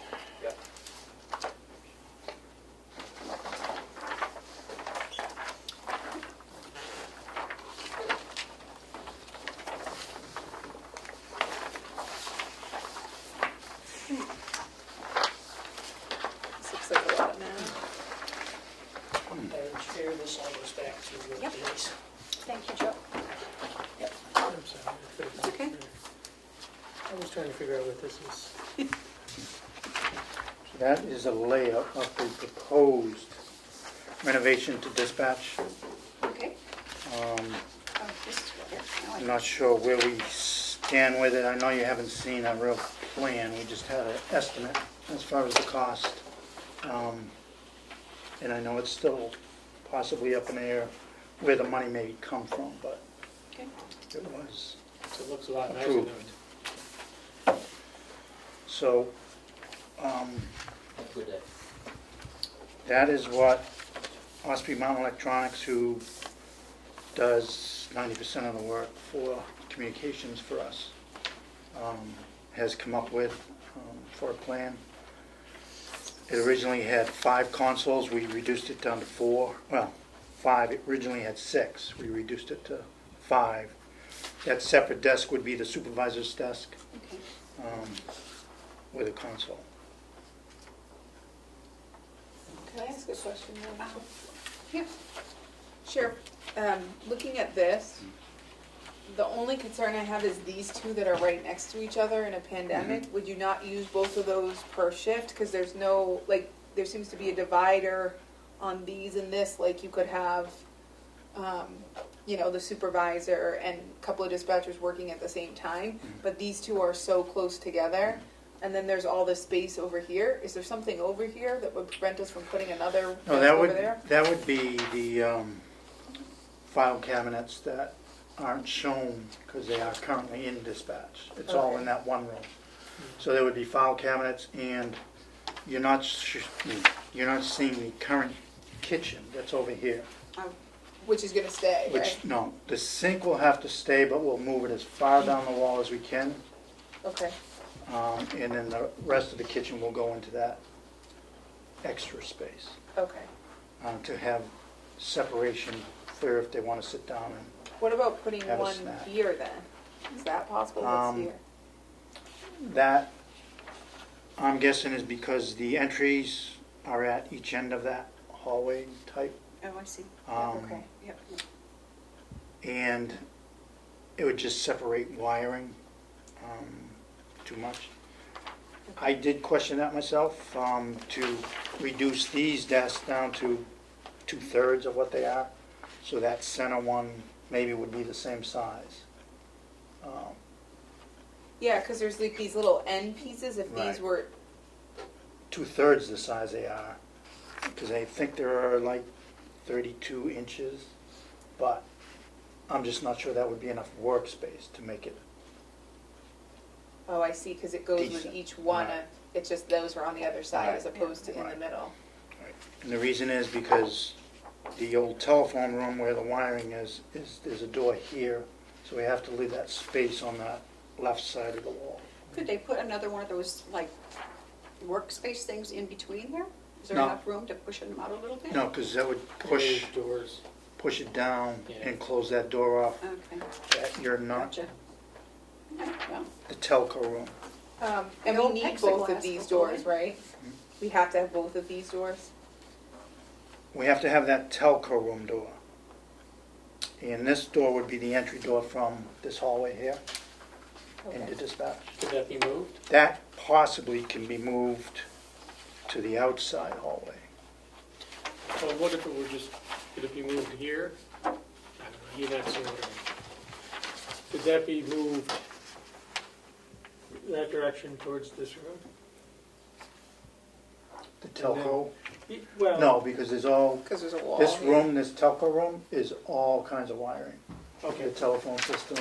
and we don't want to mess with that. Do you use both of these though, Sheriff, at the same time? Or could they, like, There could they be is- different shifts? Most of it will be different shifts. Yeah. Once we're fully staffed, the day shift would probably fill the seats. So could we put plexiglass? I'm just thinking these are awfully Yeah. close in pandemic It timing. is possible, yes, that we could put one of those walls up in between.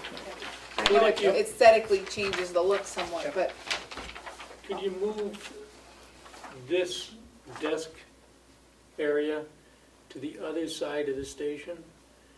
And move this one down and put this one between the two? No. No? Okay. and then these two people would be sitting right on top of each other. Yeah. Just move the problem. I think if we Well, have they another have pandemic, some- we just put a plexiglass like we do with all the other ones. You know. At least it's better Or than it think is about now. Yeah. try to I mean, shift. Well, you could still use one of those desks and have 4 seats. Mhm. Because obviously the supervisor there isn't there 24 hours a day. Oh, there you go. So You can work you with could it. still have Okay. 4 consoles working if you needed.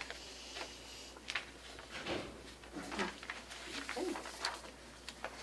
And how soon did you want to start with this project? Well, that would be a question to you all. Um,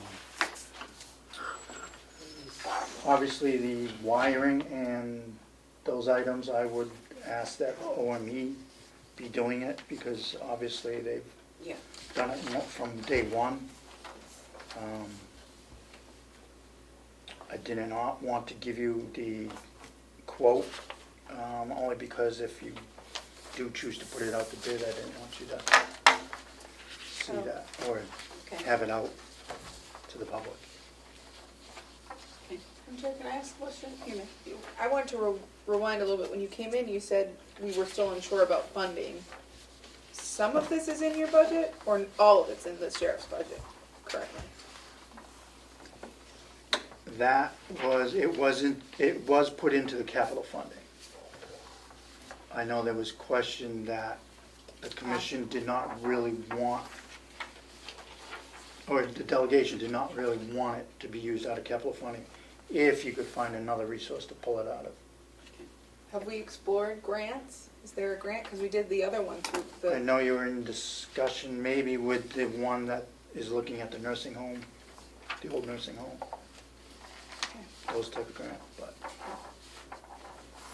But either way, we have the money, just undecided capital. Capital. And I know there was a grant, or if we came up with extra money in the ARPA funding.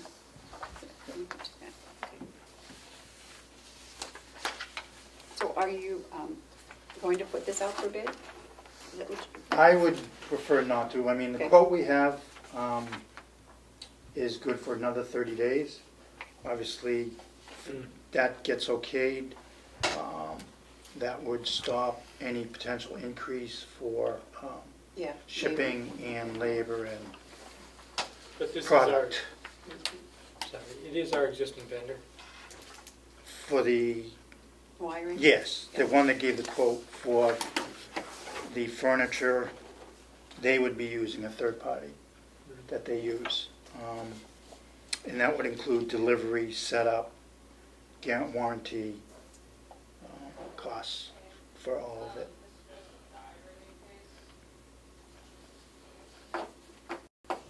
Questions? Questions? I guess it's hard because we don't know what the quote is. I know.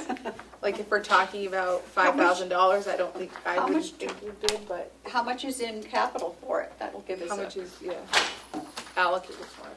Yeah. He's looking at me, isn't he? 155 or 140?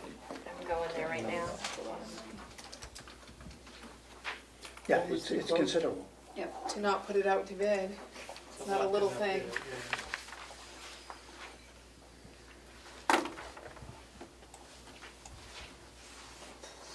I can understand the wiring part should not go out to Actually, maybe bid. 136, but I know. I think it's 136.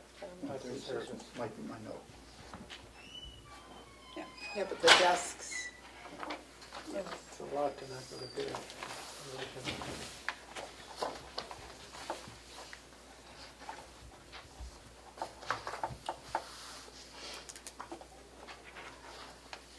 Can we do a quick bid process so that our offer is good? And if one doesn't come in lower, or Can you, if one doesn't come in as. Go for 2 weeks. Yeah, Bob, what do you think? Could you tell me what kind of money we're looking at, quite honestly, to do this? Any idea? We don't have any, Well, the capital budget The was cap- 136. capital, $136,000, $136,000 yes. in the capital budget. dedicated for this or not? Yes. Dedicated, yes. Bob? Well, this sounds like a project that may be open to the infrastructure bill money that's going to be coming out later on this year. That's what, yeah. And if it is, they may require a bid process. So, and if it's out there, it has to be bid, so. I thought it had been budgeted, but if we're gonna look for using infrastructure money, yeah, it needs to be bid. From the new one that's coming, because it's not budgeted currently in We don't- existing ARPA. We haven't seen that program, we haven't seen that grant program yet. We need to, So could I ask that if I can get a breakdown as far as the labor and wiring costs of the communications end of it, not the furniture Right. or building end of it? If Yeah, I can get because- that separation made, not to be Yeah. included in the And the RFP, RFP. yeah, because, And that's the bigger portion, obviously.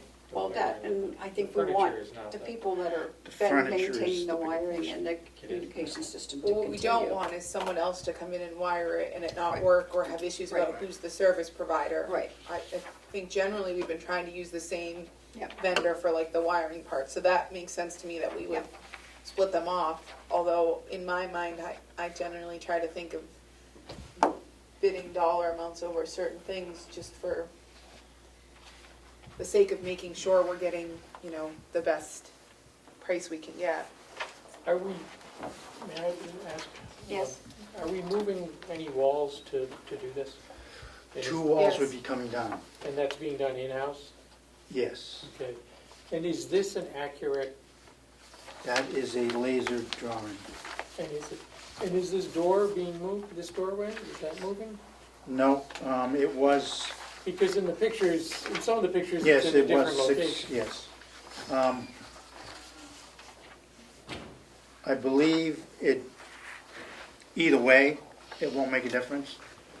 As far as if it has to be moved, it would only be moved like 5 feet down the wall. But in the end, I believe we said it did not have to be moved. But that was after this. And there would be room to get to it? Yes, it would be the station. same space, yep. It swings that way as it's shown. And it would be the same space in between the wall and the Okay. furniture. Well, I don't want to micromanage that. But the two hallways, But this is the accurate diagram. yes, the two hallways that are existing between the two rooms, those would come down. Okay, but that's being done by our in-house crew, We would, I guess? Okay, as much as possible. okay. Okay, if you could separate those, Okay. I think, yes.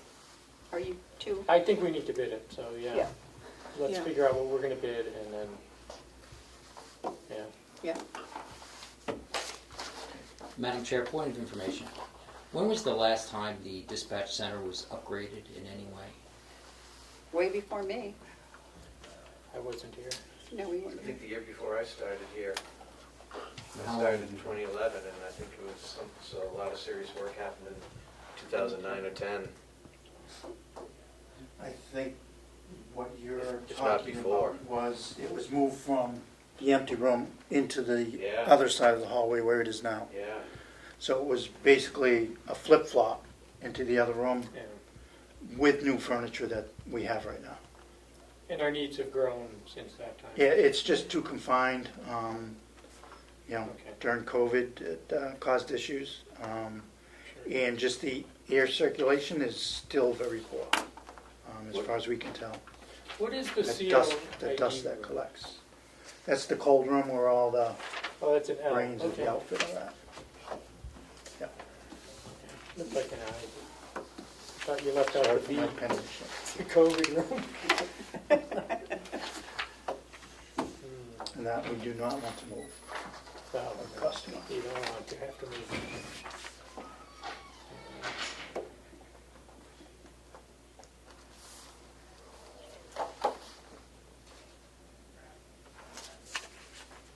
Do you have anything else for us?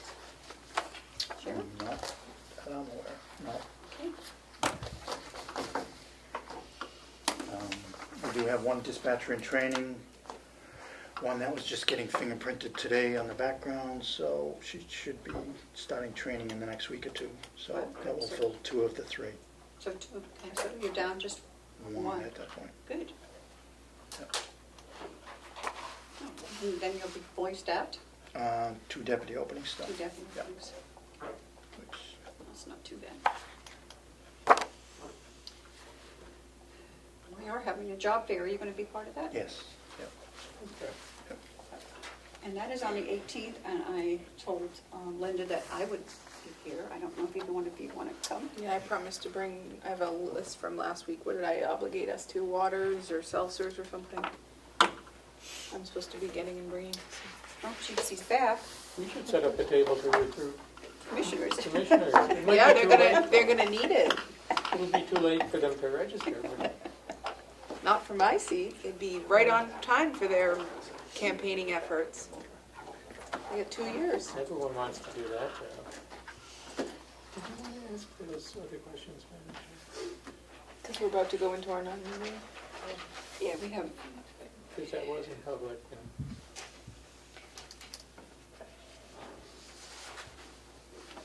Maybe we shouldn't talk about training.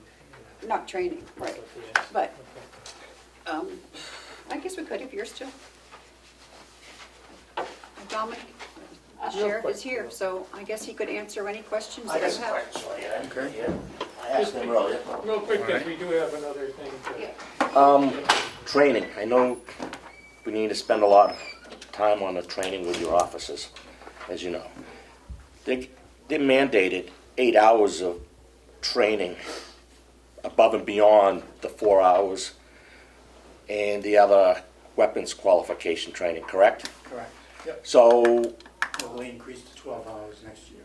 now are all of our officers, are they up to have they got all the required 8 hours of training in yet? It has to be done from January to December. Yes. So How are we moving in that program? Are they? that, I don't have the record in front of me. Some have gone online and taken some classes at the academy. So without that picture of every deputy, Yeah. I But can't give you the answer. now, they can put in a request for training Yes. through you. Yep. And you generally approve it for them? Some get approved, some get denied. Why would that be? They mean that 8 hours of training. Yeah. And it's very the- important to be yeah. professional in the training. I think, Talking about personnel. Madam Chair, I think we're getting into, wasn't really looking for a back and forth here. The training is on track, it sounds like. It has to be done by the end of the year, and so they'll get their hours in. And yes, I mean, I will point out that last year we signed on to a program for online training with Police One. That has not taken off yet as far as a whole array of classes that would be available online. So once that gets going online, there'll be all kinds of training that the deputies and dispatch would be able to go online and Nice. do. Just as long as they get their required, it's put up by the New Hampshire Police and Standards. Some of it's outside, and this Police One program is a new software online that a lot of departments have gone to, just because there's a vast majority of new categories. The academies has kind of gotten stale, but that's where we're at. That's good then. And yes, we make sure everyone gets the required training, because we would lose their certification if they don't. Exactly, that's where I'm going at, which is important, especially when times where we're at now, it's hard to hire good people, to even fill positions, as we all know. There's open spots everywhere, whether it's Wakefield, Farmington, Conway, you just can't find people. People just don't want to work, I guess. All right, well, thank you for that. All right, thank you. Okay. All set? We Yep. need to go into our- Yep. Thank you. Okay. We have to, go into a recess now for a non-meeting with our legal counsel. That means we have to clear the room. Yeah. That means you. The recording has stopped. Yeah, Whoa. right. I got that on the film. Well, you are. No, that's the public notice. They didn't approve it. Yeah. Oh, okay. Do I need a motion to come out of non-public? We're not in them. We're Oh, non-meeting. we're non-meeting. That's right. You went into recess to be accurate. Yeah. Okay. It is 12:49. We are coming out of recess and going back into our public meeting. And the first thing we have is the Alpha grant extensions. Do I have? Yeah, here it is. You have one, you have I yours. do have mine somewhere. Okay. I'm just looking. We've got a lot of stuff going on here. We got a letter from the Carroll County Adult Education and they were requesting an extension on the grant that we gave them for the ARPA funds. It says, I'm asking for an extension through September 30th so that I can expend the full amount. Thank you for your consideration in this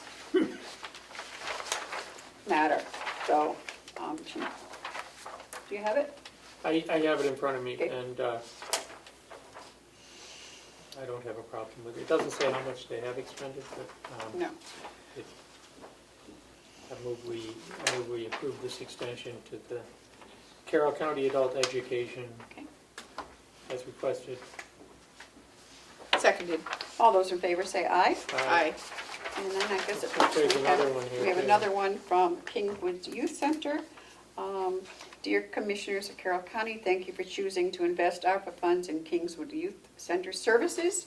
I'm writing to request that you consider an extension through September 30th, 2022 to expend the approved funds.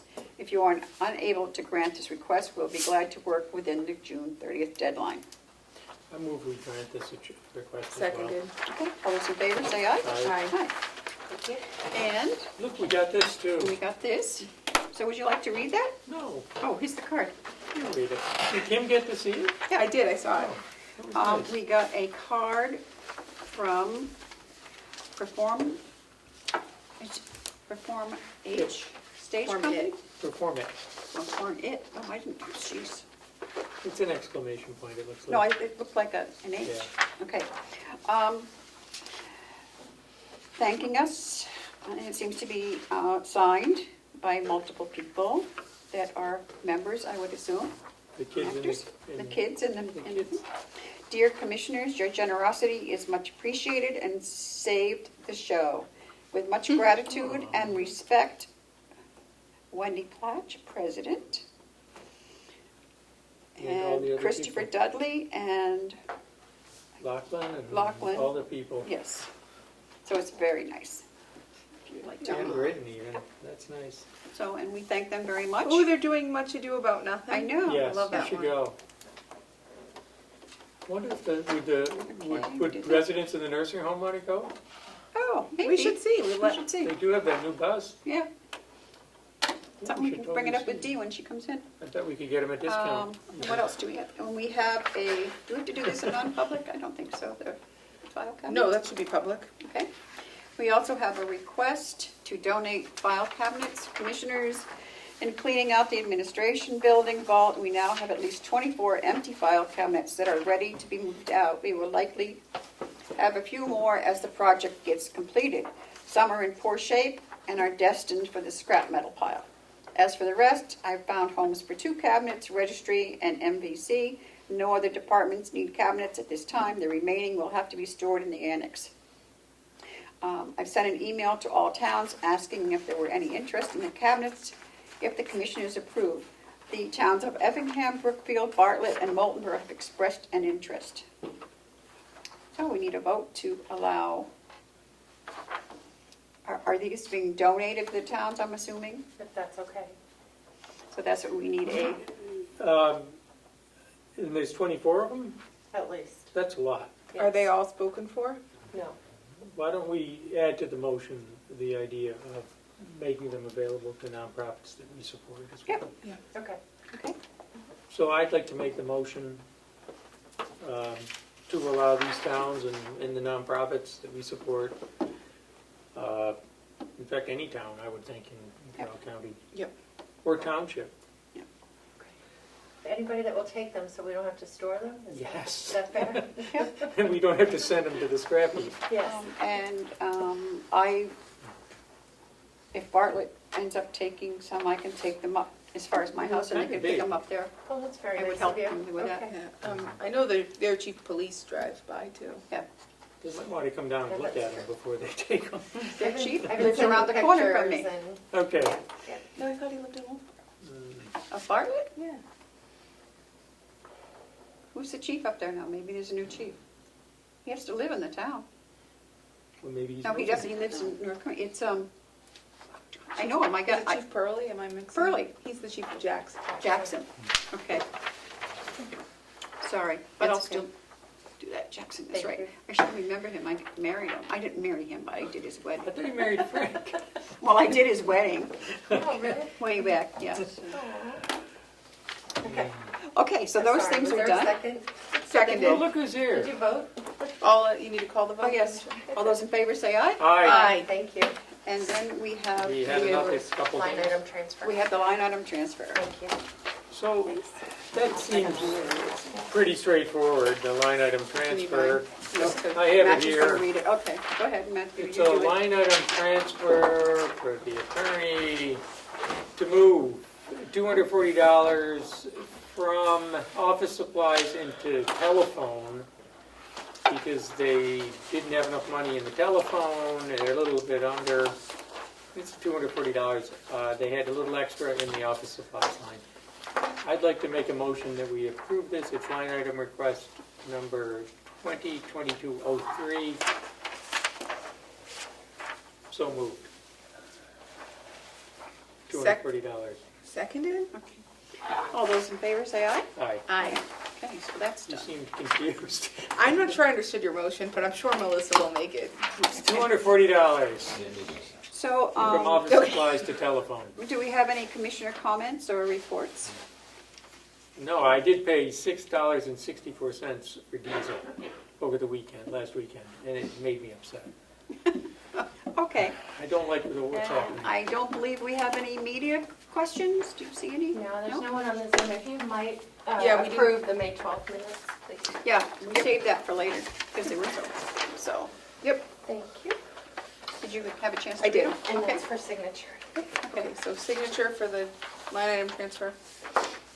Commissioner Patch, do you need to look at these minutes again? Looking at them now again, yeah. Okay, here you go. I know. Which minutes? But she, May 12th. okay. Yep. That's You the guys one to didn't make any sign. changes? No. Okay, Did anyone have changes? I wasn't sure.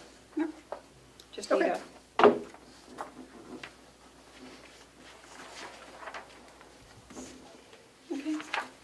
They're all right. We can take a vote on those. Motion to approve the minutes as written from May 12th. Seconded. All those in favor, say aye. Aye. Aye. Aye. Aye. And I this just, is I just now zipping right along. What? Are we meeting next week? signed I don't know what by we. me. Are we to be signed by you? What do we have next week? I don't currently have anything scheduled for Oh, you. sounds like we should skip. Summer annual evaluation. Well, I think we should, We can do it today. I get off probation. we shouldn't have an extra meeting if we don't need it. okay. So, If we We'll need be- to have we'll a convene in 2 non-public, weeks. we could recess and, Yeah. because that would be a non-public anyway. Okay. So at this time, we will not have a meeting next week. We will recess to the call. Yep. We will recess to the call of the chair. We have a public comment. You may Yeah, have a media. public comment. About the audit, the financial audit. I'm here to verbally request a list of where it went out, We have not found an auditor. no, but I just want a list of the Oh, people who that went were out to? sent out. Okay, we can do that. Okay. Thank I you. think they sent out about Yeah, it's 50. 80. I thought it was 80. Something like that, so we'll get that for you. Thank you. Yep. Also, if you have any ideas on auditing companies, let us know. And if you can do the audit, you could respond. It'd be very expensive. We need it done. It's ready to go, and it should be relatively Yep. straightforward this year because everything is fixed. May I You make may. another comment? What happens in this, normally if you don't do what you're supposed to do, the public takes you to court, but if If we you can't- actually cannot find an auditor, what does the state do? Do I they don't give know. you a pass, an extension?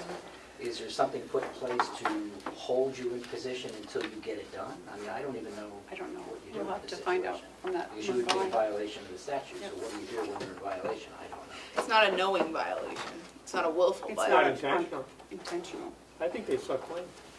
Can I say that? Did you say? You did. Okay. No, in all seriousness, it needs to be done, but there are no auditors available to to do. And That's all so we have, it's right? ready to go. Even non-public, we're not recessing. Oh. We're going right into non-public? Okay. Yeah, I guess. Okay. At this point in time, I guess we're going back into non-public. So, Oh, we're going And- into that. Yeah, Madam Chair, I make a motion that we go into non-public under RSA 91A3, Roman numeral 2, subsection A. Seconded. all those in favor, roll call vote? Commissioner Tesari, Aye. Commissioner McCarthy, Aye. Commissioner Platt. Aye. 1 o'clock. 1 o'clock. Madam And- Chair, are you The going to conduct, recording has stopped. are you going to conduct any public after the non-public? No, we just have, no. That's why we were trying to get done, And you'll so, clearly annotate that you've sealed or not sealed minutes? yes. I promise we will clearly annotate whether they are sealed or not sealed. Thank you. Maybe the state could audit us. Just so you could, Yeah, you were supposed to call DRA to find out if they can do the audit. That's what I heard, but I Oh, don't know. I don't if know. that's- Oh, that's a great idea. Thank you. And an So audit's then- only required if the commissioners or the delegation require it. Well, they did require it in this situation. Did they? Who did? When? When was that vote taken? The delegation? Yeah. Or am I going back last? I have to remember the exact wording, but the RSA says that if the delegation requires or mandates that the audit be done, then it has to be done within 120 days after the close of the books. But the delegation didn't take a vote to say, commissioners, you must do an audit. So technically, We're trying, we will do it. technically. we want to do it. Right? But, We want to do it And so we let's can not give show them how any we fixed ideas. everything. Let's, Recording stopped. his didn't. Not yet.